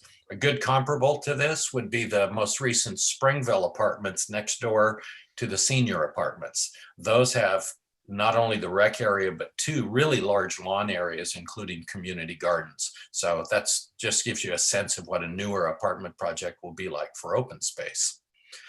The linear park is on Verdugo Way is the interesting part, where we show that we could have a couple of exercise stations along there, more seating areas, and just a nice change of pace. As you know, people walk in the street on Verdugo Way right now if they're going in here, or they try to walk in the parking lots of the industrial neighborhood. It's a kind of a short-sighted approach. When they initially built this area, there were no sidewalks. And so it's a very unusual case that you are encouraging people to walk at lunch to go eat, but they have to dodge the cars if they go. Internally, as we look at the organization, 2 key features to look at. One, the rec area. In answering Commissioner Murphy's question about the light, yes, these are tall buildings here, but in addition, you'll see that there's patio area here. This is a lot of the daytime sun pattern is right through this angle through here. And additionally, you'll see in a future slide that there is a rooftop balcony on top of the rec building as well. So there's that plus all of these other open areas. Another feature of this project is we wanted to include as much solar panel generation as we could on the site. So what we've done is instead of regular carports or more garages, we've gone to a program of mini solar panel arrays all over. And you've seen them other places. They've done them at some of the high schools. They're slanted, you know, and some of the county government center has them. They're extremely efficient. They're safe and policeable and provide all weather cover for more cars than you would normally get in a project like this. This is the layout of the pool rec area. That is the small restroom and mechanical building there that's required by code. So there's showers, there's a restroom, and then there's mechanical space. And then the pool, this is a patio area here that's on the ground floor. And then as you, this is what the amenity building looks like. What you can't see too clearly from this angle, but maybe you'll see it from the angle perspective. Part of this is a flat roof area, and this is a balcony over in this zone. When we look at the floor plan, you can see here's the first floor, almost 3,000 square feet of a gym, leasing office, and workspaces, an elevator, and then a balcony in this area and a balcony in this area. So you have about 600 square feet of balcony space. And a club room, a lounge, and a meeting room, and another business center in here. So planning that people are going to be either working from home or going to need amenity spaces, we've planned for that from the beginning.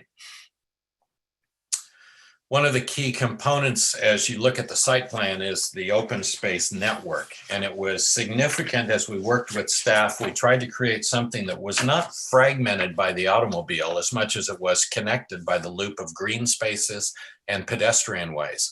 In this, you can see the orange shows all of the connectivity through the project between buildings and as you work all through the progress of the project. The density is a factor of this site design. It was very specific in nature. As staff said, we could have considered either a parking structure or subterranean garage to hit 30 units per acre and still meet Camarillo's open space standards. But we don't feel as planners that that's really where the Camarillo market is, for one thing, and two, that it defines as defensible space for people. There's a real resistance to saying, I'm going to have an apartment and have to walk to a parking garage is not something that many people are open to in this suburban market. And we don't see it making sense either. Parking is evenly distributed to all the buildings, so there are not any long hauls that anybody has to make for walking. So gives you the open space calculation to show how we exceed the required open space. And just so you know, Camarillo's formula is different. If you look at required open space, we require 500 square feet of open space for every 2-bedroom apartment, 500 feet of open space. So if you think of that, that's a 20 by 25 space in common area open space. Some, you know, townhomes don't have nearly that. In fact, across the street, Plaza Robles does not have patios. So we have patios and we have common area open space in this particular project. This is the elevation perspective. You've seen it in the book. We're really pleased with how the addition of brick that we worked out with staff as a concept that they suggested has really made this an elegant building, but still keeping with the Spanish traditional style of the heritage zone. The architectural details of the balconies create a lot of interest in space. And there are no air conditioner condensers on the patios. That's a huge point to me. That they're all on the rooftop. So they're not on the ground and they're not on the patio. So they are on the rooftop so that they're out of the way. This is the 4-story building that's only visible on the interior. As you recall from the EIR as that was discussed, and I'll show you this view. This was the cross section from the 101 freeway. This is the 5153 office building that's down here along the freeway.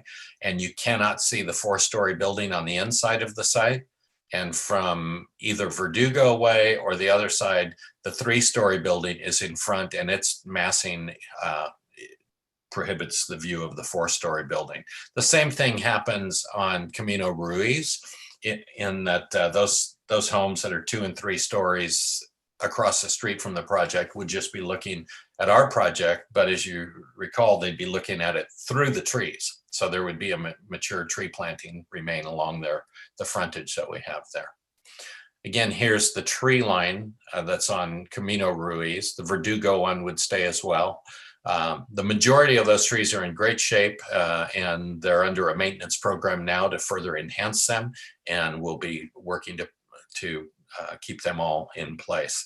This shows the walking path as well as it circles the property. And then specifically take a minute and just talk about parking. And I've made a few notes as you've been discussing this, that first, one of the issues that you faced in projects like Tessa Robles and other townhome or condo projects is exactly what staff said, that you don't have the opportunity to enforce garage use nearly as easily as you do in a rental project. An apartment management and an apartment lease, it's customary to require that cars are used for parking only, not for pool tables, not for a third, a game room or whatever you want to use it for, or for storage, but rather it's used for a vehicle. That can be enforced in the lease, and in fact, it is regularly enforced. Further, in the condo projects that we've been doing recently with the city, if you remember even the homes at Springville that were just done and some of our recent townhome projects we've done, we've had at least one driveway apron typically, or a combination of driveway aprons on a number of the lots, so it increases your ability for parking. I think that would help your townhome projects. And in fact, your new parking codes or your most recent ones do provide that, particularly when people go to 3 and 4 bedrooms in townhomes or condos. So I think you've got a lot of protection in that in future projects, but it's still something to look at. On this site, we have 193 garages. Those garages would be subject to that lease control and inspection. We have 297 open carports. So all of those yellow carports you see here are the solar open carports. So obviously you can't do anything but park in those. Those are car spaces. Additionally, there's another 290 some open stalls as well. So we have, if you look at that, we have nearly 600 open spaces on the property, and that total with all the spaces does exceed the code. I'll give you an example of a project that we've done in the past at Village at the Park, which is called the Villas, which is catty corner from the YMCA. It has all carports, no garage doors. And you can go back there and see that not every carport's ever been full, and that there's adequate parking on the street and it doesn't spill over into other neighborhoods. So we feel it's a more successful way to manage apartments and also, cut down on abuse of the parking area. Would point out, as far as the RV parking waiver, somebody has mentioned, I think in one of the written comments that just came in about, they're going to not have RV parking, which will cause spillover. None of the Springville apartment projects have RV parking in them. And they don't have any problems in Springville with RVs parked on the street because the city doesn't allow RVs to be parked on a public street, for an extended period of time. So that's not an issue. Additionally, Camarillo is probably the last city in Ventura County to still have a mandatory RV parking ordinance on the books. Most other cities don't have that. I think it's a carryover from the early 70s, probably, when we thought we were only a retirement community and everybody'd have an RV. So we do have it at Village at the Park, and it's used, but it's never 100% full, the RV storage. So that kind of covers that. The only other issue I'd point out on parking and traffic is if you saw the former use of this site when it was all office buildings. When Anthem was in there, there were approximately 1,400 cars in that parking lot. I think you may remember that, if any of you can think back to what that looked like at the time.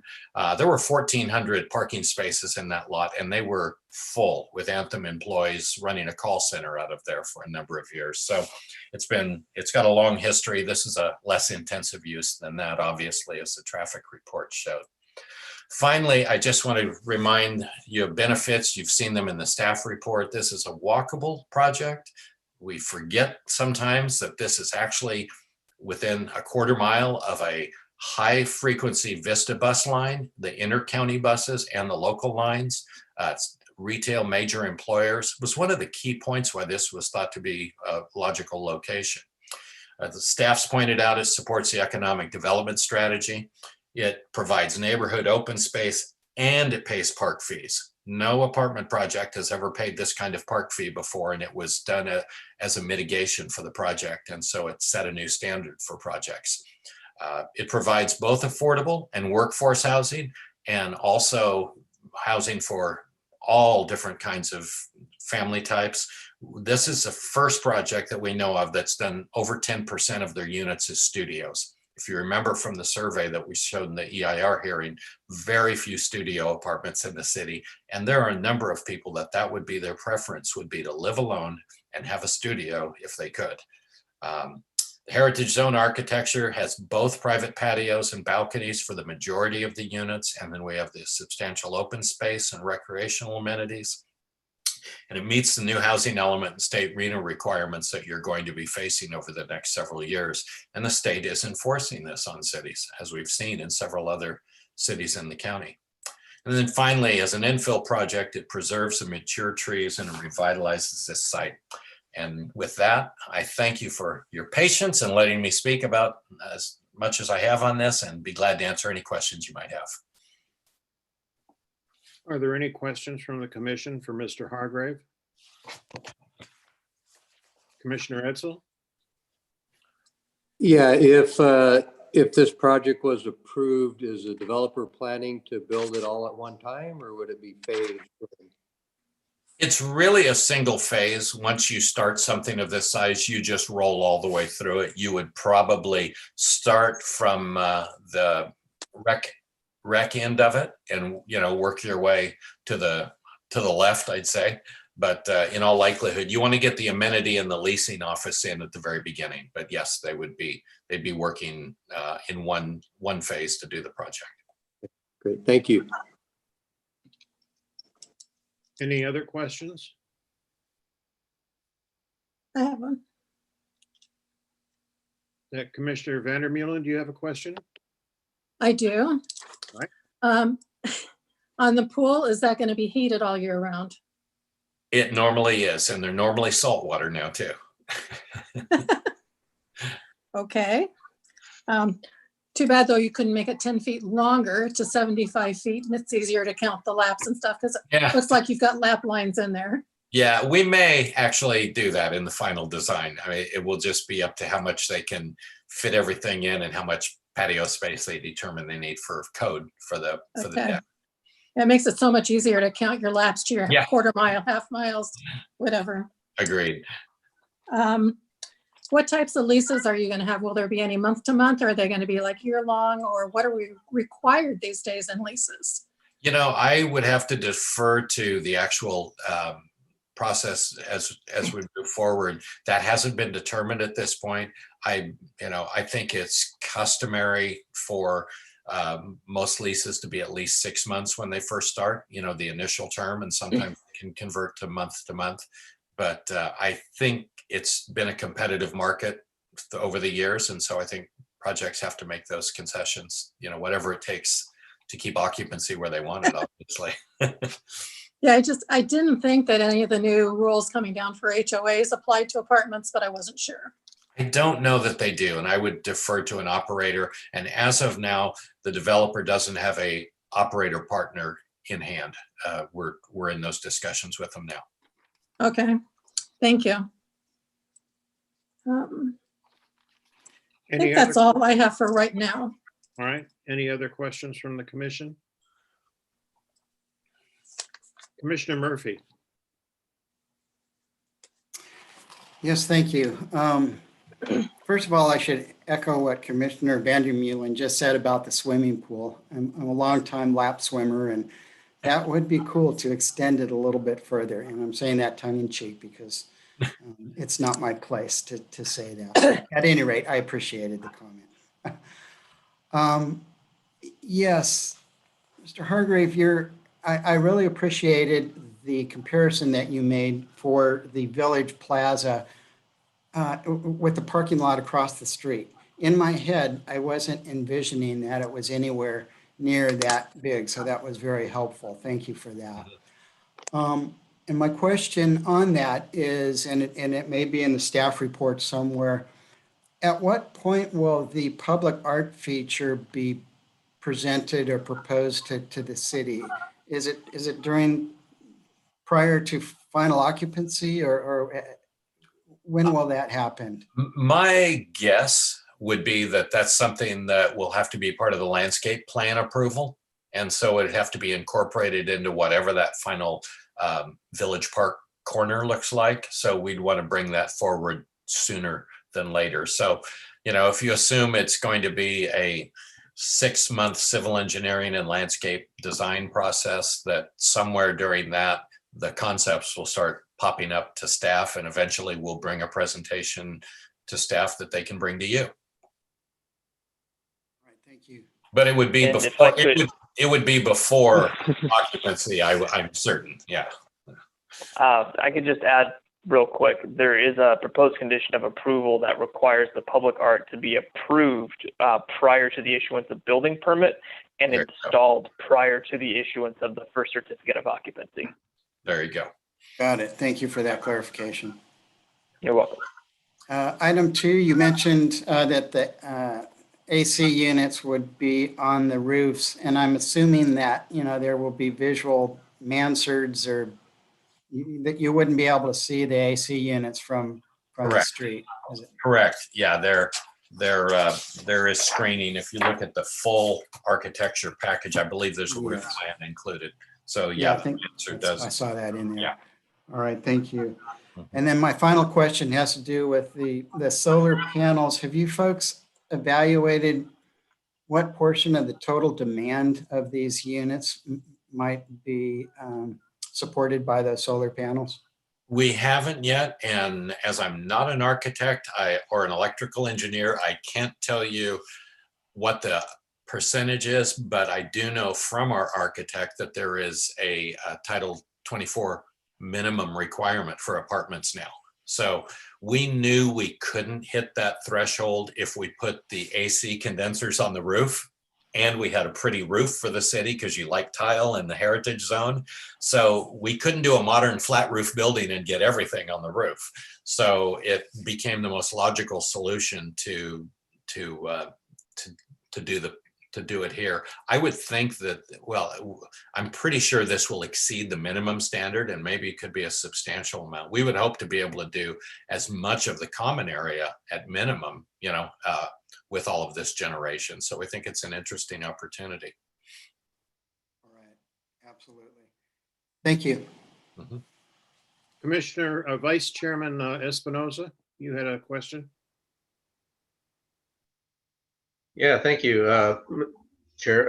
Mr. Hargrave, I have to credit you and staff for being able to come up with a creative way of coming up with the required parking spaces in this complex, because certainly must have been a real undertaking to identify where and how to meet that number. I wanted to ask about the 4 3-story buildings along Verdugo Way there that have the aprons. Yeah. So you have two spaces. There's 14 parking garages for each building, and there's 23 units in the building. I think combined, you've got 21 and 2-bedroom units in each building. Mhm. So how are you going to identify who's actually going to use those garages? Is that going to be designated by particular units? You do, yeah. You identify it by unit, and there's always a number over the door now, you know, or on the top of it that assigns it so that it doesn't match their apartment number. It matches a number that they know, because that's, I don't think the police department agrees with the idea of telling you which space goes with which unit. But yeah. Okay, so those will be designated 2 units in the building, each Correct. parking garage. Correct. In every case, they will be. And yeah, so that, you know, so that's how it's done for every building. So all the parking throughout the complex has got designated, will have designated parking slots, you're saying? You do for tenant spaces, and you designate guest spaces as well. I think Okay. I think if I go up a couple here, you can see on this plan that we've made a preliminary dispersal pattern, which planning, your staff has asked us to do. And so we've tried to show a dispersal pattern for where the guest spaces are. And if you notice, that blue is kind of scattered all over, right? It's not all in one place where you have to hike 2 football fields to get to it. And and we did numerically as well. There is a numeric matching plan for where every parking cluster goes with every unit. For example, this A1 building here, right?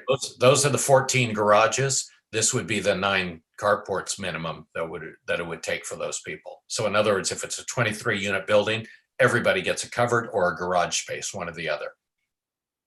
Okay. And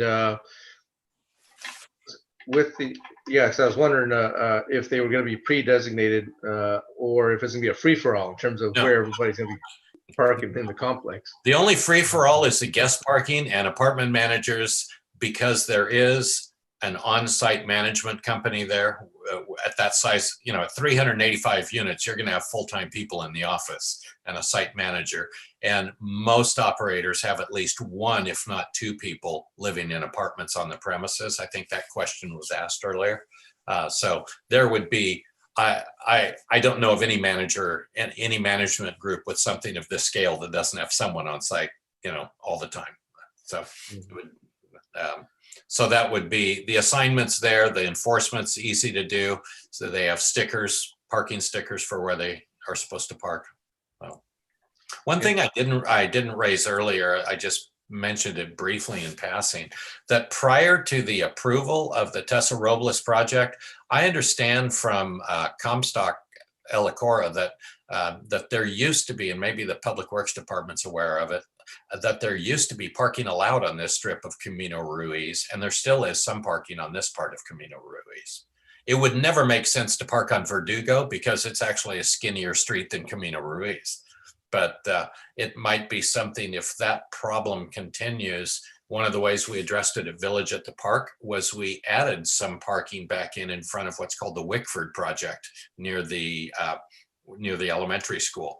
Because there was enough street there to do it. But it took a traffic survey and it went to your Streets and Transportation Committee for them to review with your Public Works Department, giving their input. Just a thought. Right. And I noted that they were going to plan to put no parking signs throughout to maintain the 30-foot width of driveway inside the complex. Well, yeah, the way it's worded, I believe, from fire is anywhere it's, you know, anywhere that the fire lanes have to be left clear at all times. So you can't parallel park anywhere along these streets. You have to pull into a designated stall, but everything else is marked fire lane very clearly. All right.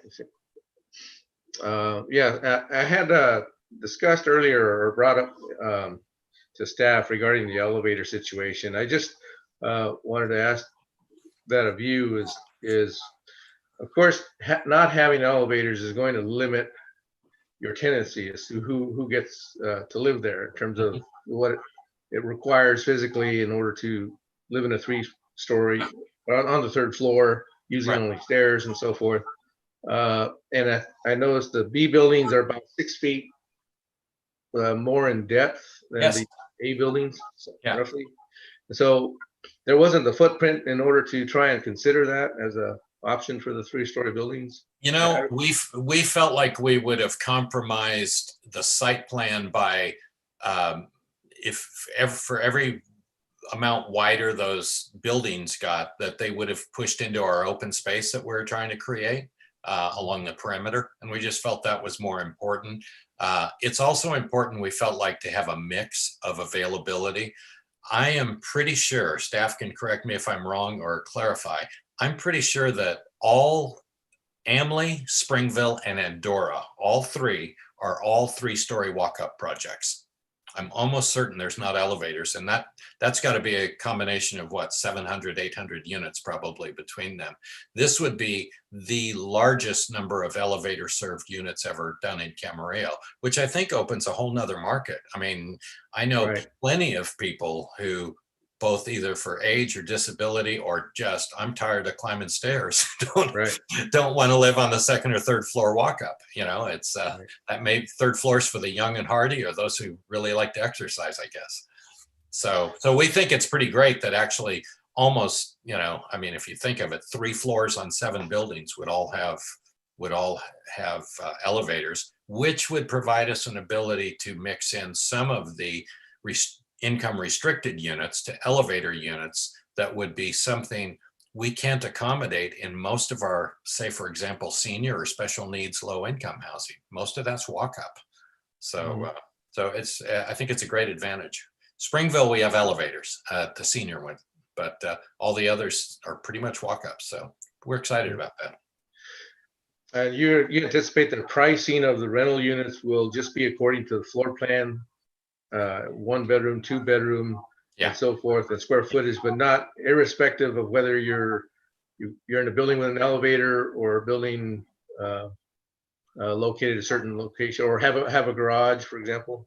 You know, you pay extra for a garage in most apartment projects. There's a slight premium to have that. That's very common in apartment projects if they have a limited number of garages. But you can elect to have a carport if you don't. But most of them would be, look, you're in a 2-bedroom in an A3, and so you know you're gonna pay a little extra here.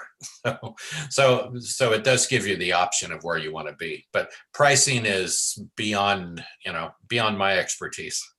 I'm a planner. Yeah. Okay. Thank you. Are there any other comments from the commission? I have a couple of questions for you, Mr. Hargrave. Yeah. You probably heard my discussion earlier about the water system, sewer system, will serve letters, and the tank storage. Can you offer some comments on the discussions you're having with Camarosa Water District? Well, with Camarosa, what will happen, what happens with all projects is you have to go through, there is already a water master plan that exists for Camarosa. So I would think that clarification, and they have their own sewer master plan. What we have to do is do a component analysis that shows how much sewage is generated, how much water demand is for the project. And as you said, not just for potable use, but for irrigation and for fire flow, which is its own animal, fire flow. And so, much like CamSan or Camarillo City Water, Camarosa is in the same situation where they hold the magic card, which is a will serve letter. And until you meet their requirements for the will serve letter, which in this case will require offsets, and it could be a combination of paint upgrade, as you said, other things within their district. I've never seen it done so far where you did something outside the district, because we don't really have a water market that allows trading potable water rights. You know, in theory, I guess Fox Canyon, you can trade groundwater rights now, but I don't want to get into that. No, you don't want to go there. But I do, what we see is that at this point, they're calling that their system shows a deficiency in tank capacity. So the negotiation and agreement will have to involve funding and quite likely managing or causing the construction of that tank to provide what they need, and entering those agreements prior to getting a will serve letter. And so without a will serve letter, you don't get a building permit. Without a building permit, we have a vacant lot. So I understand. Yeah. Well, I'm very familiar with water districts and what they do. Yes, I knew you were. That's right. We used to call them water system design reports, which was unique to a project. Yes. And it would identify all the details that you're discussing. But I just want to make sure that those discussions are occurring, and that all of what is said in the conditions will be met. Yeah, it will. There's no doubt. And as you know, your staff of your departments are extremely thorough in this. I've been around the track with them from Springville to Village at the Park and a few other places. So we're used to working with them, and they're thorough and do a good job with what they do. Right. These are minute little questions, but a couple that came up. You mentioned that the pool is going to be salt water. Do you make salt water? Is that how that happens? I don't have a clue. Maybe some of you have a saltwater pool. I don't. Does Leisure Village have one? As far as you know, Commissioner Vandermillen. Leisure Village is not a saltwater pool. It's a regular chlorinated pool. Yeah. I'm not sure how it happens, and all I know is you can't drain anybody's pool into any sewer or storm drain anymore. So that's the next part. Is what do you do with the salt water when you have to change water? I guess you pump it and take it to the ocean, I guess. Yeah, well, that's right. Well, they are building a desalination plant. I don't know, maybe you can talk to them. So anyway, on the solar panels that are on top of the parking areas, are you anticipating battery storage on site for that electricity, or is it only during daytime use that you're generating and that's it? When it gets night, you don't generate, obviously.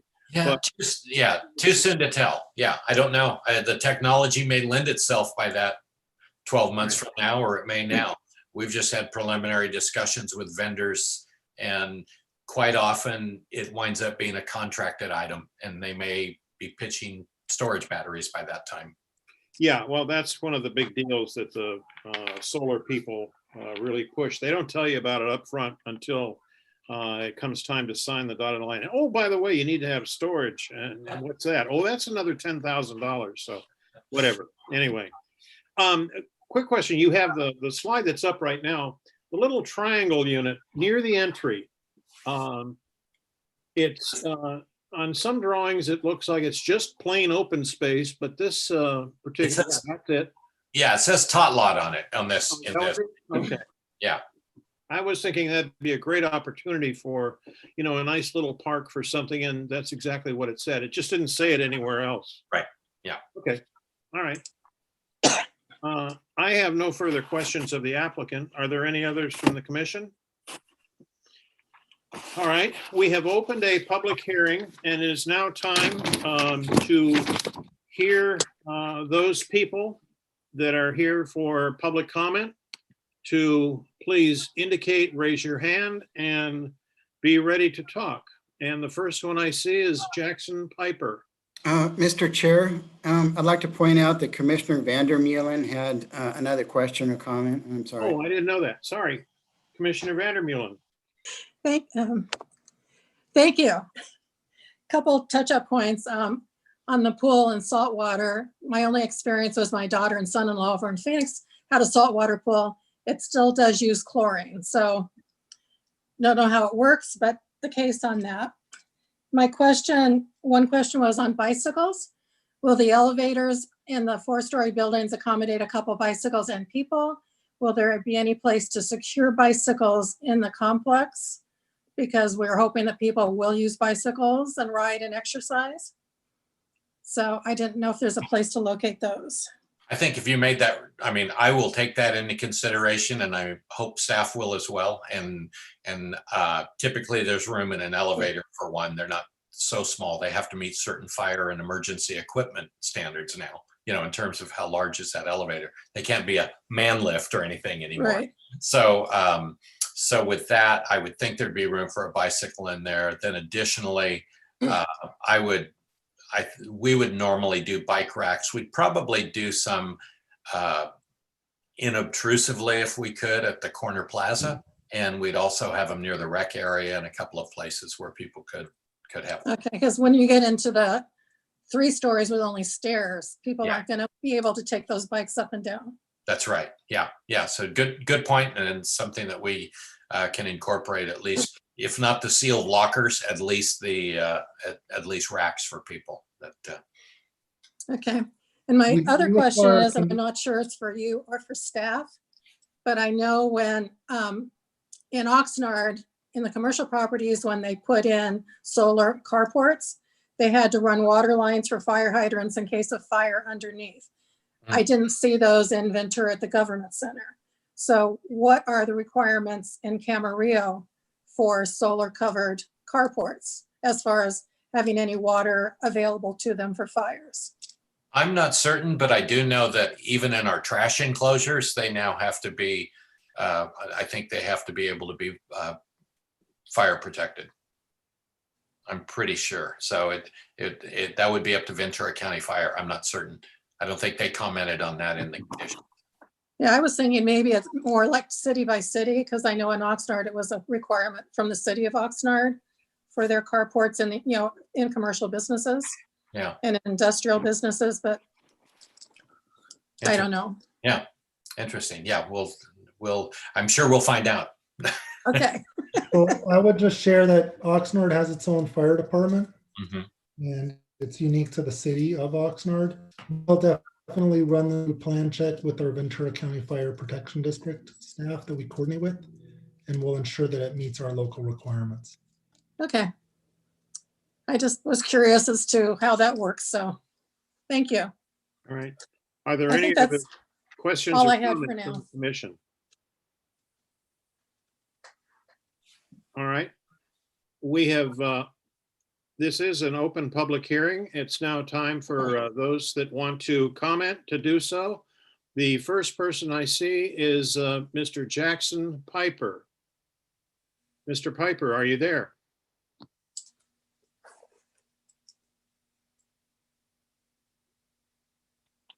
Hi, can you hear me? Yes. Hi, good evening, Commissioner. I'm sorry, Chair. I just want to add before the public comments come in that just as a quick reminder to members of the public too, that public comment is really a time for you to give your input as to this particular item. It's not really a forum for you to kind of ask or interrogate members of staff or the applicant. So please go ahead and give your public comment, and if you have concerns, please go ahead and state them.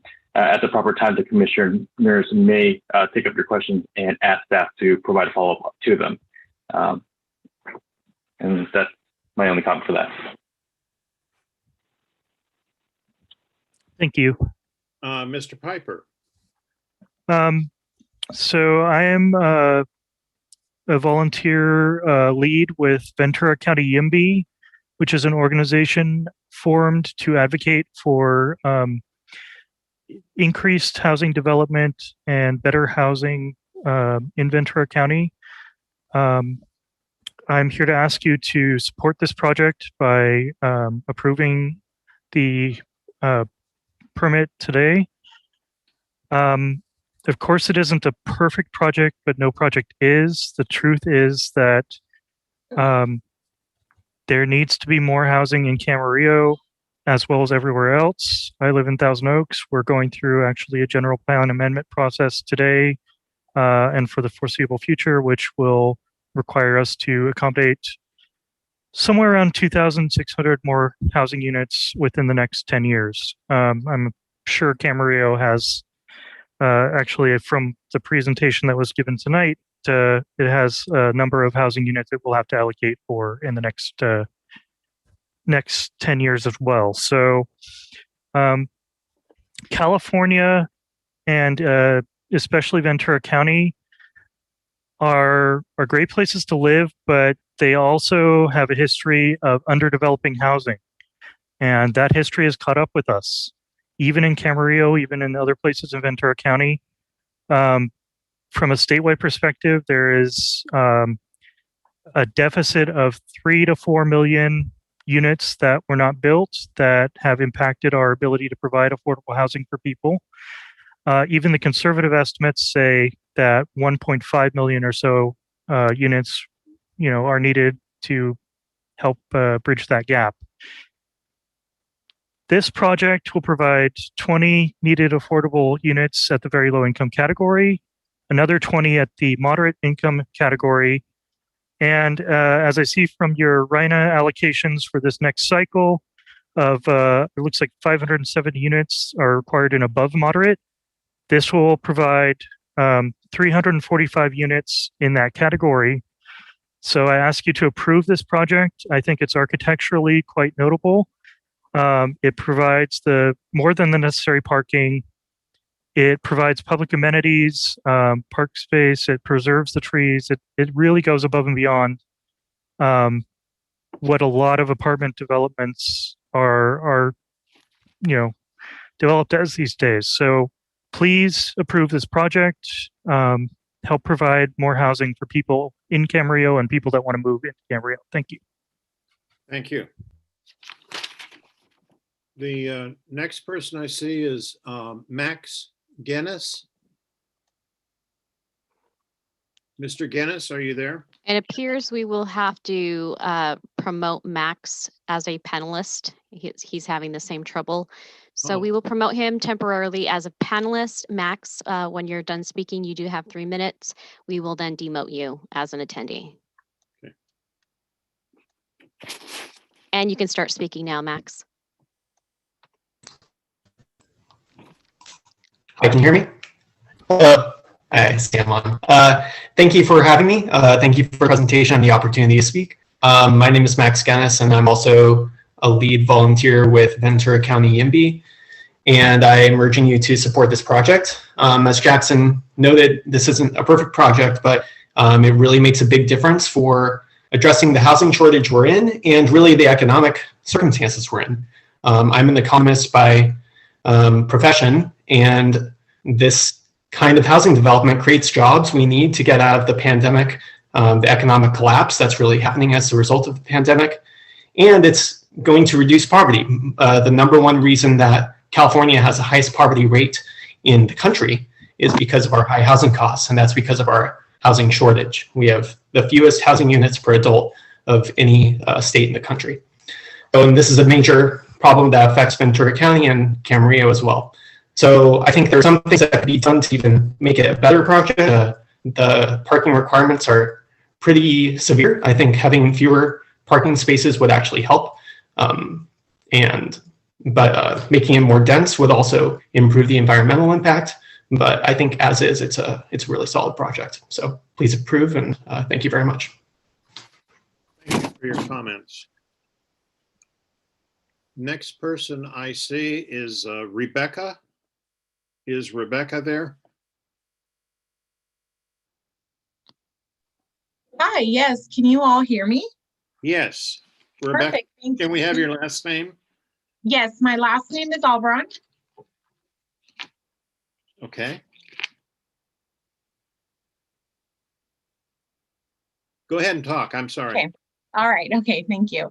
Okay. Well, good evening, Planning Commission. My name is Rebecca. I'm a Ventura County resident. I am also a founding member of Ventura County YIMBY, which stands for Yes in My Backyard.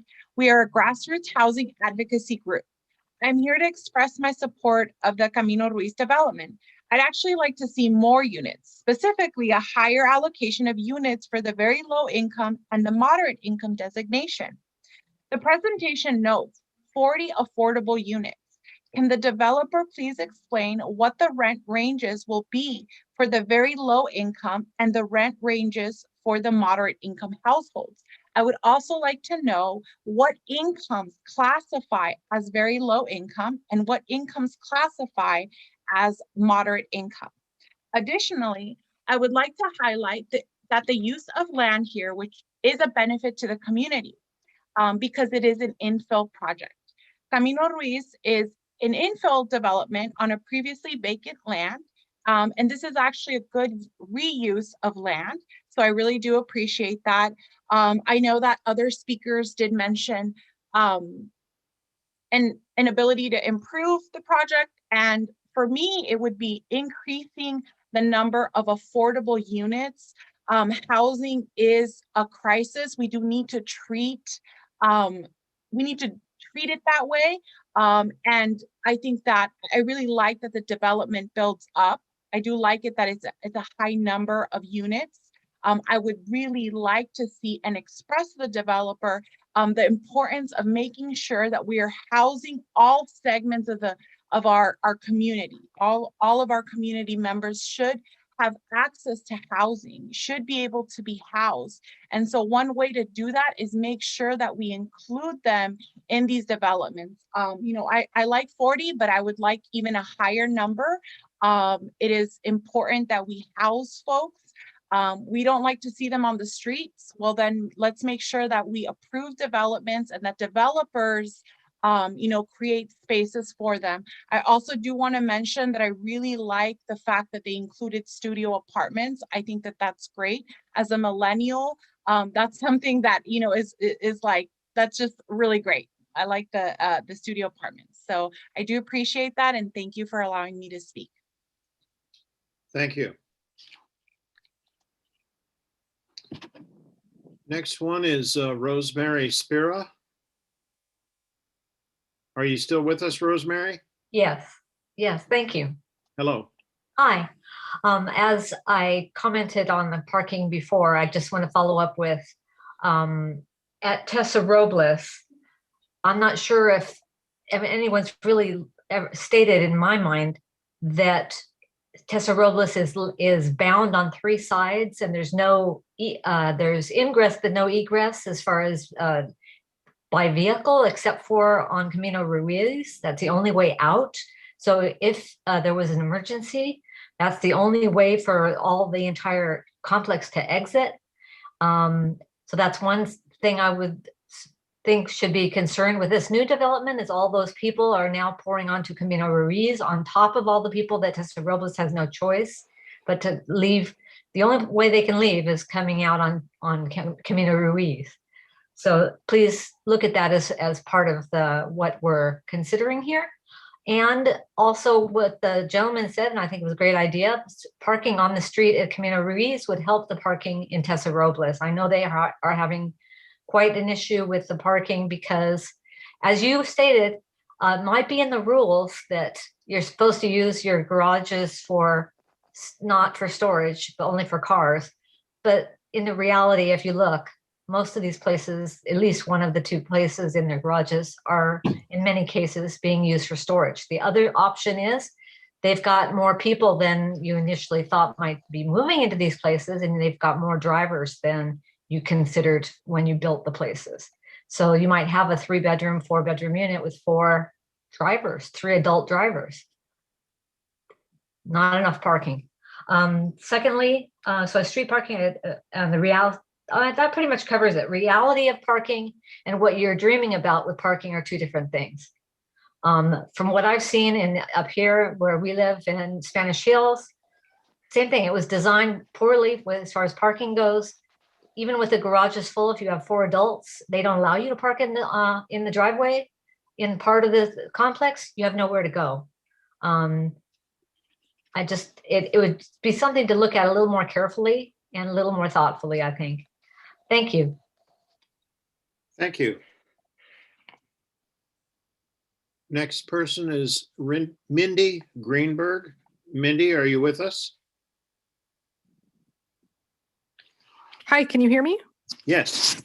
Wonderful. My name is Mindy Greenberg, and I live in Ventura County, and I just wanted to express my strong support of this project, and I really hope you'll move it forward. We need more housing. Thank you so much. Oh, thank you very much. Okay. Next person is Philip Lansdowne. Philip, are you with us?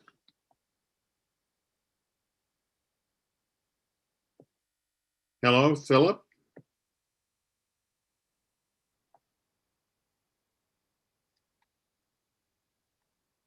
Can you hear me? I've asked, there we go. I asked him to unmute. Okay, I'm available. Thank you. Yes, Philip, you're on now. Good. Well, I hate to spoil the party, but we will be requesting a referendum as promulgated by the state of California regarding the change of designation from business to residential land, if approved, and also an appeal if it's necessary. The most egregious concern regarding this high-density, high-traffic project is there's absolutely no recourse available. Once it's built, it's built, and residents are stuck with the consequences. The planning department and builders representative outlined the traffic and congestion on a best case scenario with some glaring omissions, erratic peak hour traffic ratings, and minimizing the impact of secondary triliad projects. Case law shows that secondary traffic is regularly understated. Witness the Tessa Robles under accounting. The EIR allocates exactly 4 lines for the unfinished triliad projects. The worst case scenario should be given equal time and consideration, namely extensive peak hour traffic congestion from 21 new buildings added. That's the 14 and the 7 from the triliad. From over 500 peak hour vehicles, mostly traveling on Verdugo Way, where 3 sets of lights in 1,200 feet await them. Heavily added traffic adds contagion onto Santa Rosa, Pleasant Valley, Mission Oak roads and others, and of course the 101 freeway. Requisite resynchronization arriving from the extra traffic will mean more delay times on all interleading roads. Residents question why in over 2 years and over hundreds of documents circulated by the planning department, they've never mentioned a referendum. Isn't their job to educate residents and guide them through this complex process? We want to know what message is being sent to business. We also want to know what recourse is proposed should the project fail. Lastly, we don't agree with Dennis concerning his 1,400 vehicles that were in the Blue Cross area. 20 of us have worked in that very area, including Mr. Lansdowne, your 3 minutes are up. Thank you very much. We wonder why why our time. Thank you. Next person is Albert Cristofano. Albert, are you there? Yes, here I am. Thank you.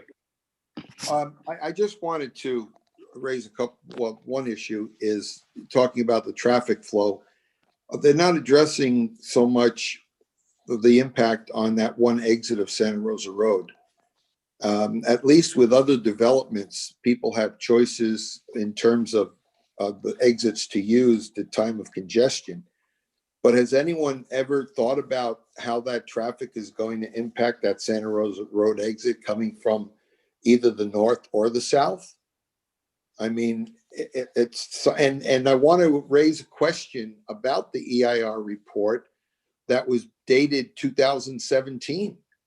That's 4 years ago, and that project that's right across the street from the proposed Camino Ruiz wasn't even part of the equation.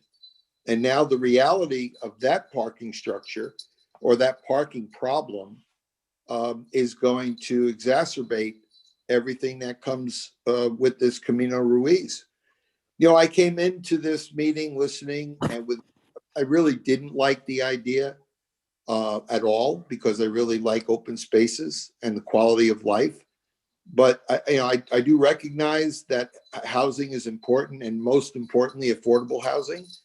What I'm not wrapping my mind around, what I'm not connecting the dots about, is given the reality of 386 units, 40 of them are going to be, 20 of them are going to be low, very low, and the other one's going to be moderate.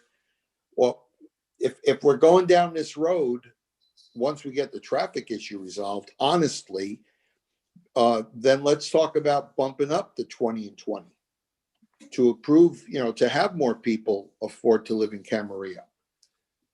But I'm kind of sensing with this traffic issue, you guys are putting lipstick on a pig, and it's really an ugly scenario. I mean, The EIR is 4 years old, effectively 4 years old. Let's do an update and get a reality check. And, you know, have some honesters out there that are going to agree on how to calculate the traffic. It's a serious issue, and you got the high school right across the street. Well, all I could say is, you know, we love Camarillo, and we're just seeing it become more like the San Fernando Valley, which is, you see how that's turning out. Anyway, thank you very much for your time, and I appreciate all your good work. Thank you, Mr. Cristofano. I don't see any other hands up of people wanting to comment. Are there any other people out there that want to comment?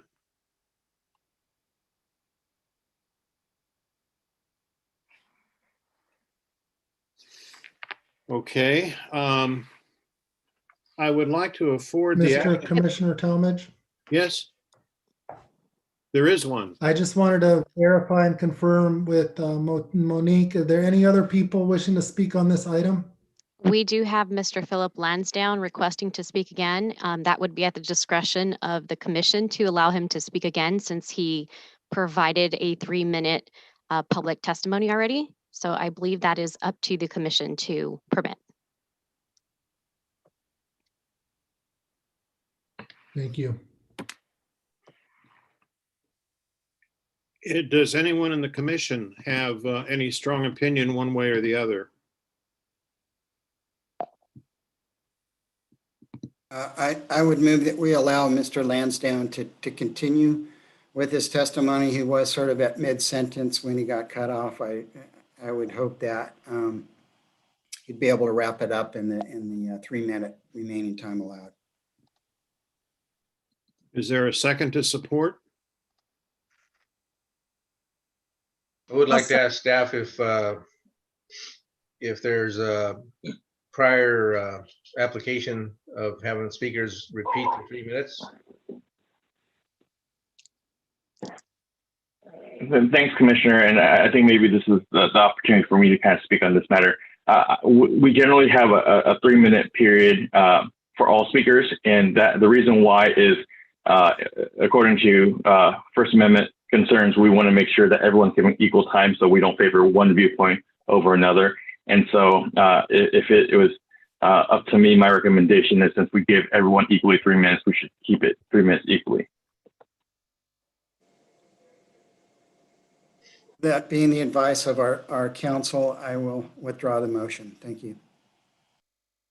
The motion fails for, was withdrawn. So I think the decision is Mr. Lansdowne had his 3 minutes, and we heard what he had to say, and that's it. Is there anyone else in the audience that's out there that may have something to say? Chair Talmadge, I do not see any other hands raised aside from Mr. Lansdowne. I believe we can move forward with the next agenda item. I do want to afford the applicant an opportunity to offer any comment on the comments made by public. Are there, Mr. Hargrave, do you have anything that you wanted to say? Yes, just very briefly. I do know that the environmental document was thoroughly and accurately done. I do know that that staff did update all the data in it as time went on, and again that the mitigation measure of doing the traffic signal is what addressed the only concern. The rest of the roadway system in 2018 and 19 had capacity. And we will work closely with our neighbors at Tessa Robles if they'd like to talk about how to coordinate any issues if they'd like to talk, whether it's about approaching the city about street parking, whatever it may be. We'll work with them in that matter. And beyond that, we just thank you for your time tonight and here to answer any other last questions you may have. Thank you. Are there any questions by the commission at this point in time? Hearing none, I hereby close the public hearing. And we have a report from the Architectural Committee on the project. They met prior to this meeting. And if we could get a report from the Architectural Committee. Yes, Chair Talmadge, thank you. Vice Chair Espinosa and myself were the committee that met with city staff and the applicant representative and city staff, Mr. John Novi, and the applicant representative, Mr. Dennis Hargrave, presented the architectural features of this application to us, and they showed that there's great variation in color and roof lines and significant relief in the wall surfaces. And with the Mediterranean and Monterey styles of these buildings, we're able to demonstrate in our view that the architecture is consistent with the heritage zone and the city's general plan community design element. So we went ahead and approved the architecture. Thank you for the report. It's now time for the Planning Commission to offer any comments they have on the matter.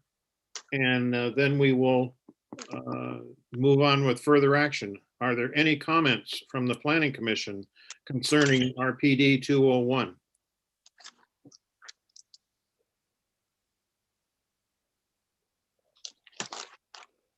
Commissioner Murphy. Yes, thank you. I think that the housing element and meeting our RHNA goals are extremely important. In the years that I've been a commissioner, it's something that we struggle with every year. And having a low income and moderate income housing offered to us by this project is a big plus for me. When I look at the site, there is a lot of open space involved. There's a great public benefit on the sides. I very much appreciate the Plaza, the Village Plaza area. Again, as I stated earlier tonight, I didn't realize it was nearly as big as is proposed. They could have crammed more units. They could have crammed in a few dozen more units if they tried to take it to the absolute maximum. And I have worked with a number of developers in the past who do that. They take the number of acreage, multiply it by the maximum density, and that's what they propose and try to have approved. That does not appear to have happened on this project. I do like the architectural content. With all that said, I can easily support this project. Thank you. Thank you for your comments. Any more comments from the commission? Commissioner Edsel. Yeah, there's a lot of things I liked about the project as well, where, you know, we've dealt with Dennis Hargrave in town before, a Village at the Park and other projects, and it seems like a lot of thought goes into these developments. Like on the apartment, it's not just an apartment building, but he created a community that's kind of self-contained within the unit.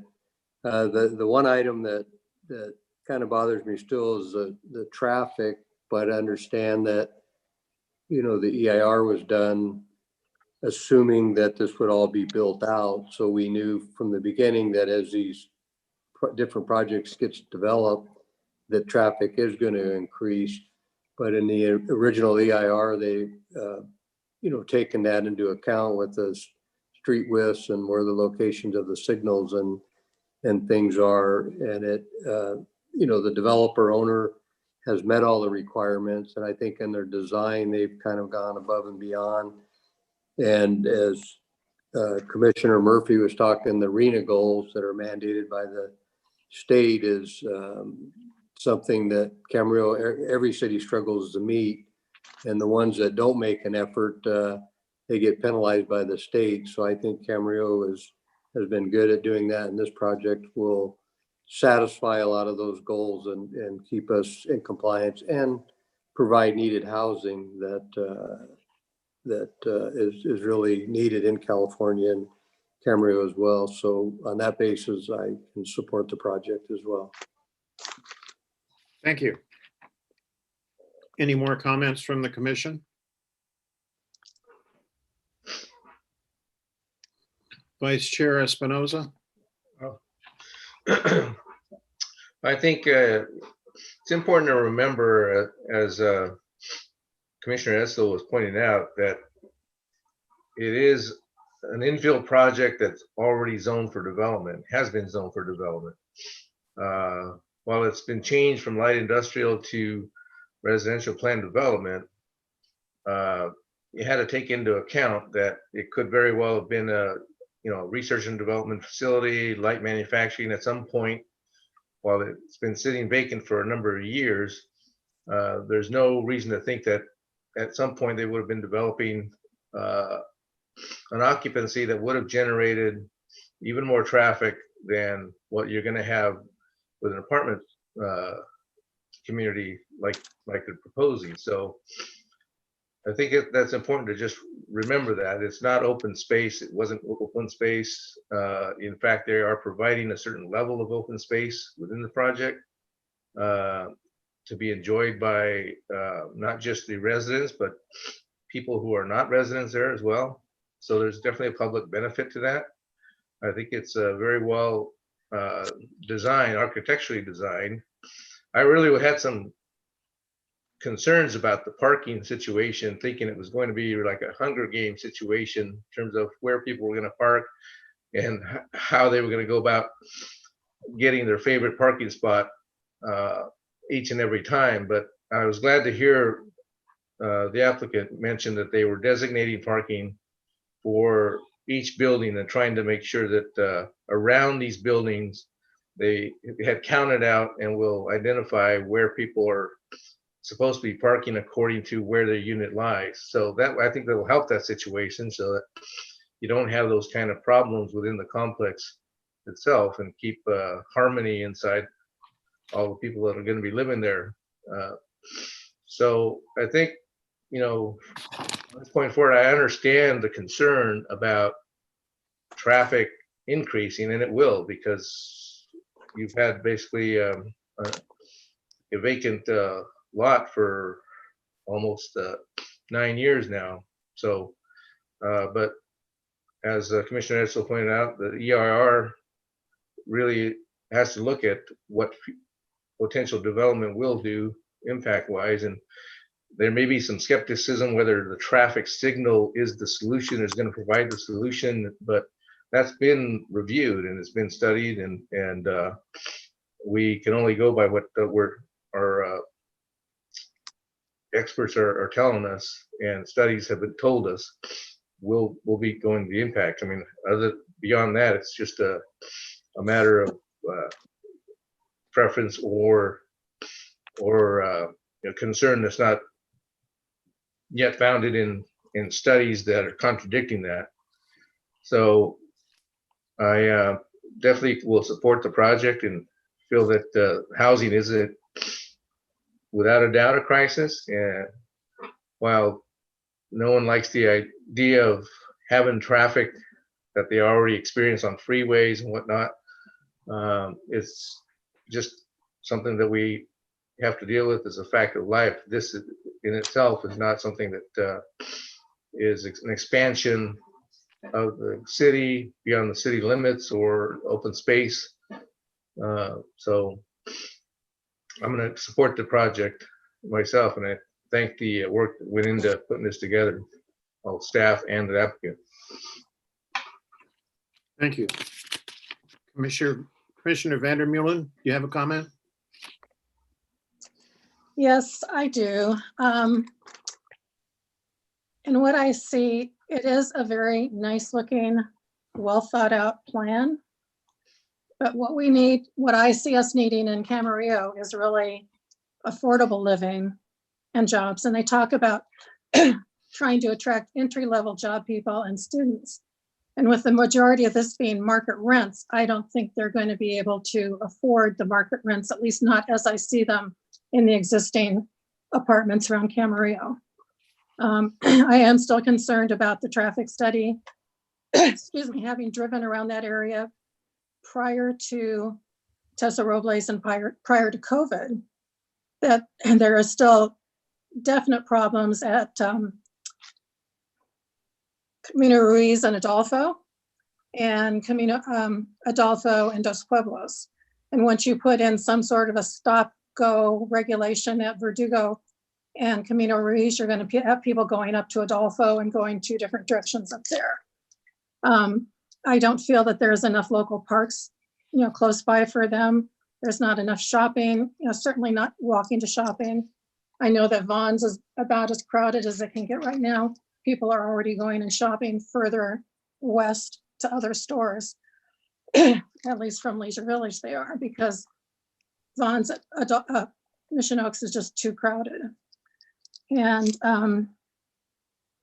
another concern I had when I was driving around there looking at it, I don't know if the units at Tessa Robles on the east side, if they paid extra for views, but they're pretty much going to lose their views.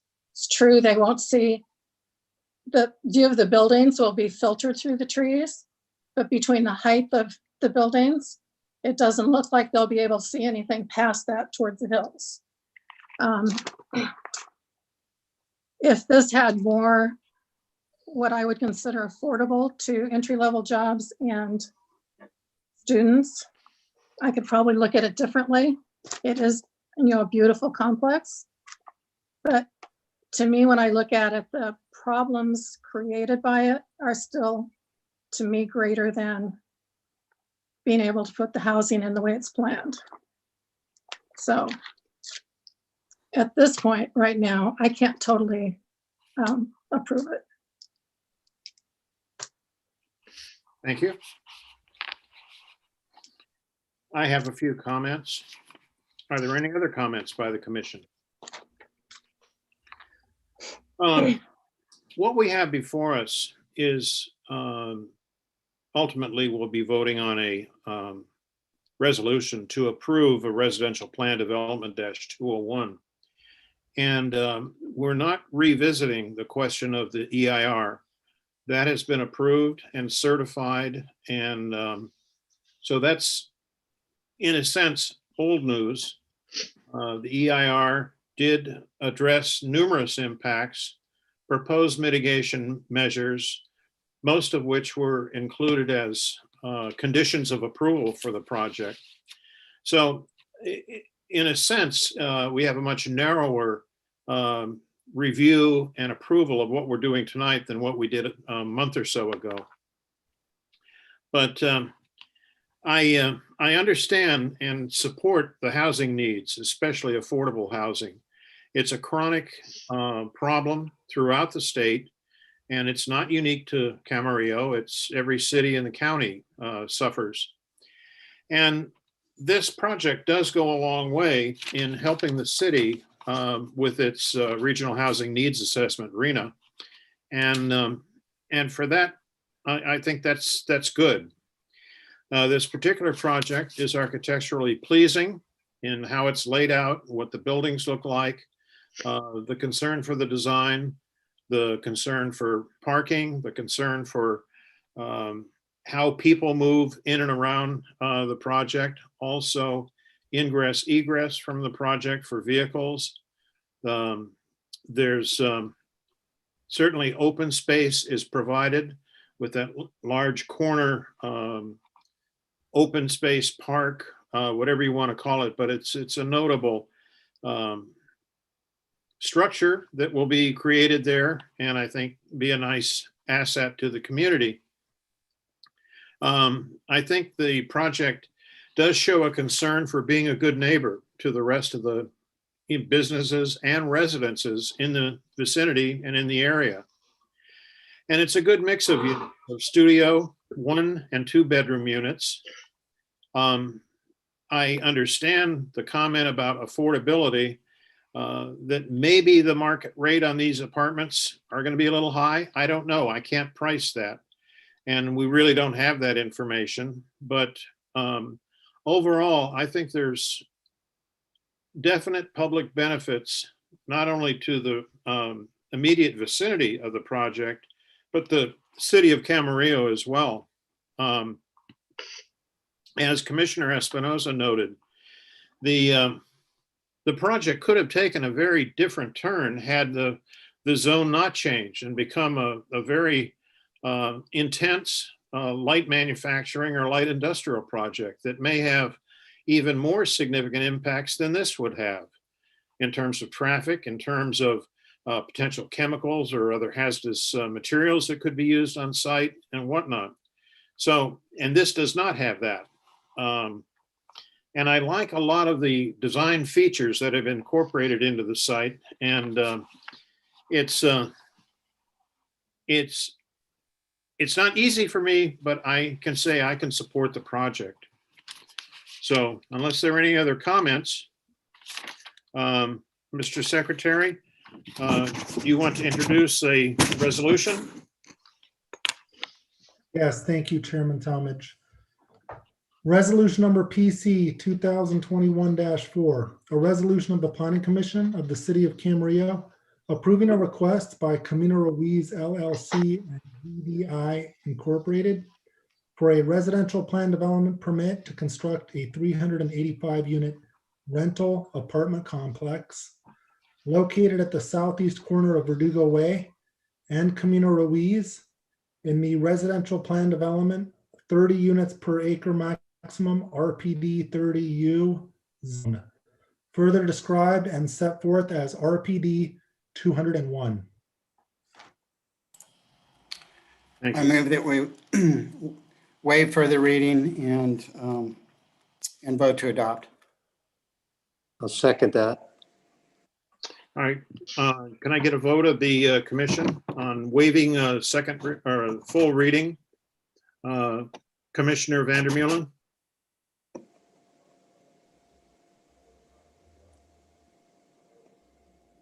Muted.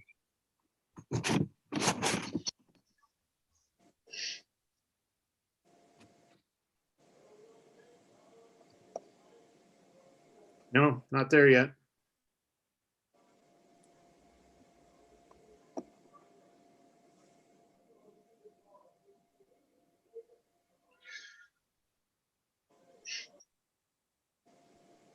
Is that back?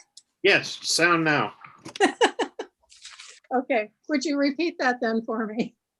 All right. The motion that's on the floor right now was a motion and seconded to waive further reading of the resolution. Okay, so this is just. And just for clarification, Chair, that's to waive further reading of the resolution and adopt the resolution. Right. So this is also to adopt the resolution. I thought the adoption of the resolution follows after this vote. No.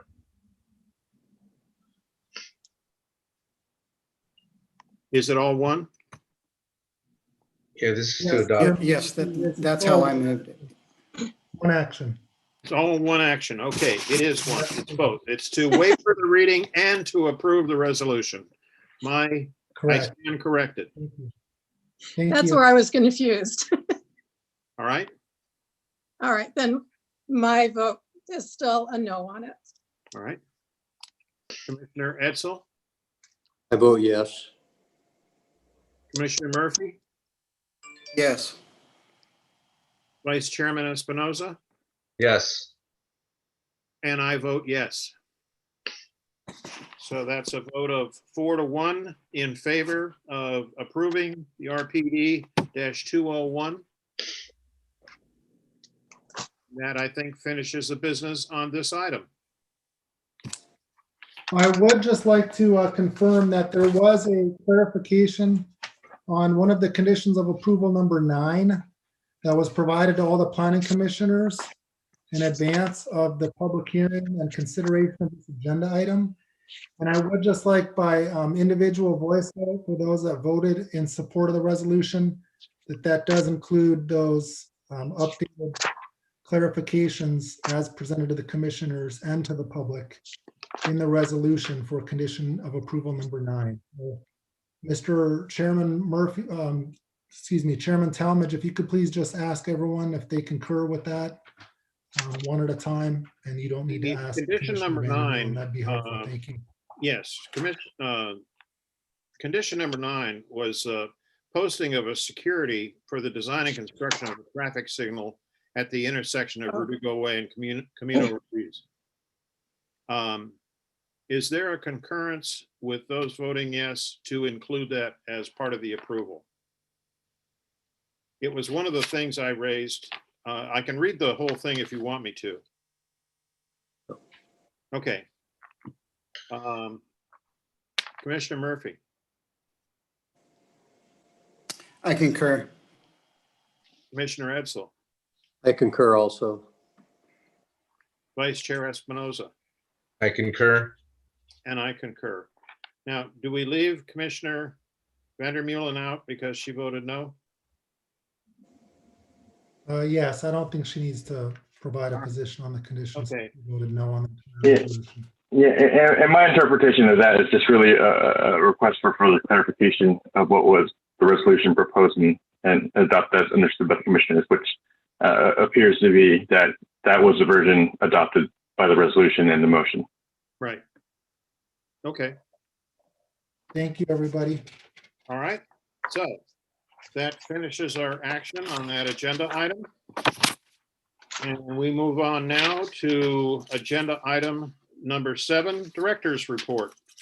Thank you very much, Chairman Talmadge. I appreciate the opportunity to give you guys a brief update. But before we do that, I would like it if Chairman Talmadge, you could just ask if there are any public comments on anything that is not considered as an agenda item tonight. So since we Catch up started from the earlier, I'd be happy to. Yes, please. Thank you. Since we started at 6:30 and this is the first meeting where we've made that adjustment, if we could just do public comment again, and Sure. it has to be on a non-agendized item. Otherwise, we will not accept public testimony. This was item number 5 on the agenda. It's public comments, and it's time for members of the public to present a matter to the Planning Commission, but a matter that does not appear on tonight's agenda. Are there any members of the audience that have something they want to say?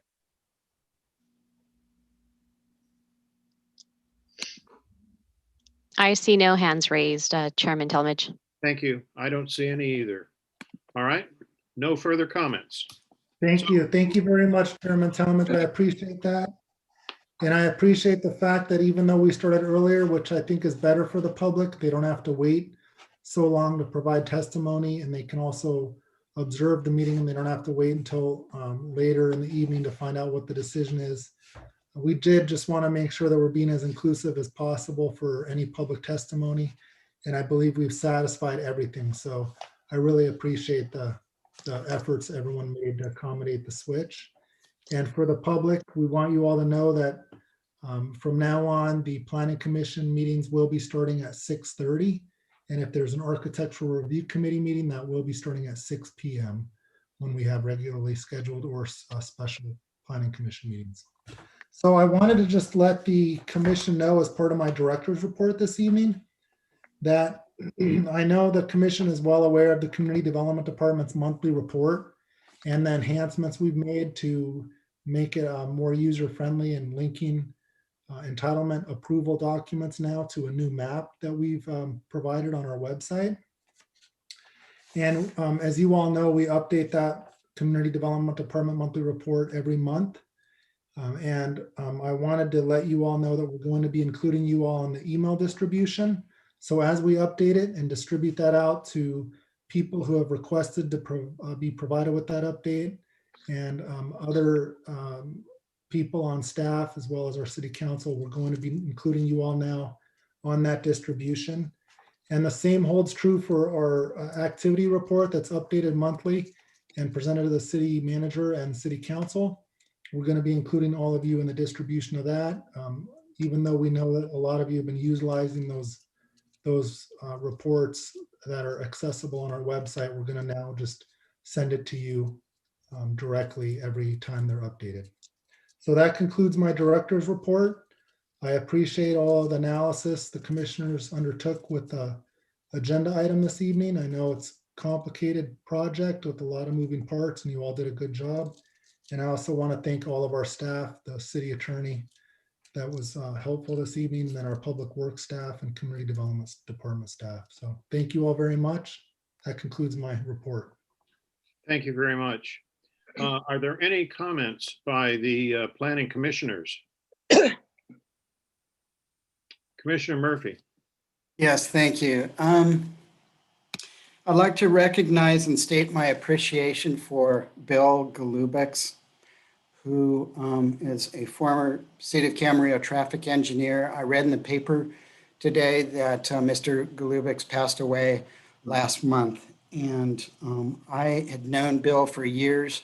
He was an outstanding engineer, and he provided input to this commission on a number of different applications that were before us in the realm of traffic engineering. And traffic engineering, as you know, is a hot button item for a lot of the things that we consider. Sometimes it's front and center, and Bill was amazing by his ability to communicate what the relevant items were in the city's traffic findings, and also to answer questions from the commission and from the general public about all matters traffic. He was an even finer human being, just a genuine good guy. So I'm hoping that I can speak for the commission in stating our appreciation for all that Bill did for the city, and to pass along our condolences to his family. Thank you. Thank you. Any other comments from the commissioners? Vice Chair Espinoza. I want to thank staff for the effort they've made to the changes in the schedule, as well as the extra effort now making to increase public engagement. I think that's important. It is difficult during this time of COVID with the format we have had to use, but nonetheless, we've tried to be open and transparent with the process, and really appreciate what staff has done to help that along. I appreciated the inserts of public comment in the planning commissioners binders. It was helpful to have it there, and certainly helps us. So thank you very much for that. Thank you. Thank you, Vice Chairman Espinosa. We appreciate that. Commissioner Edsel.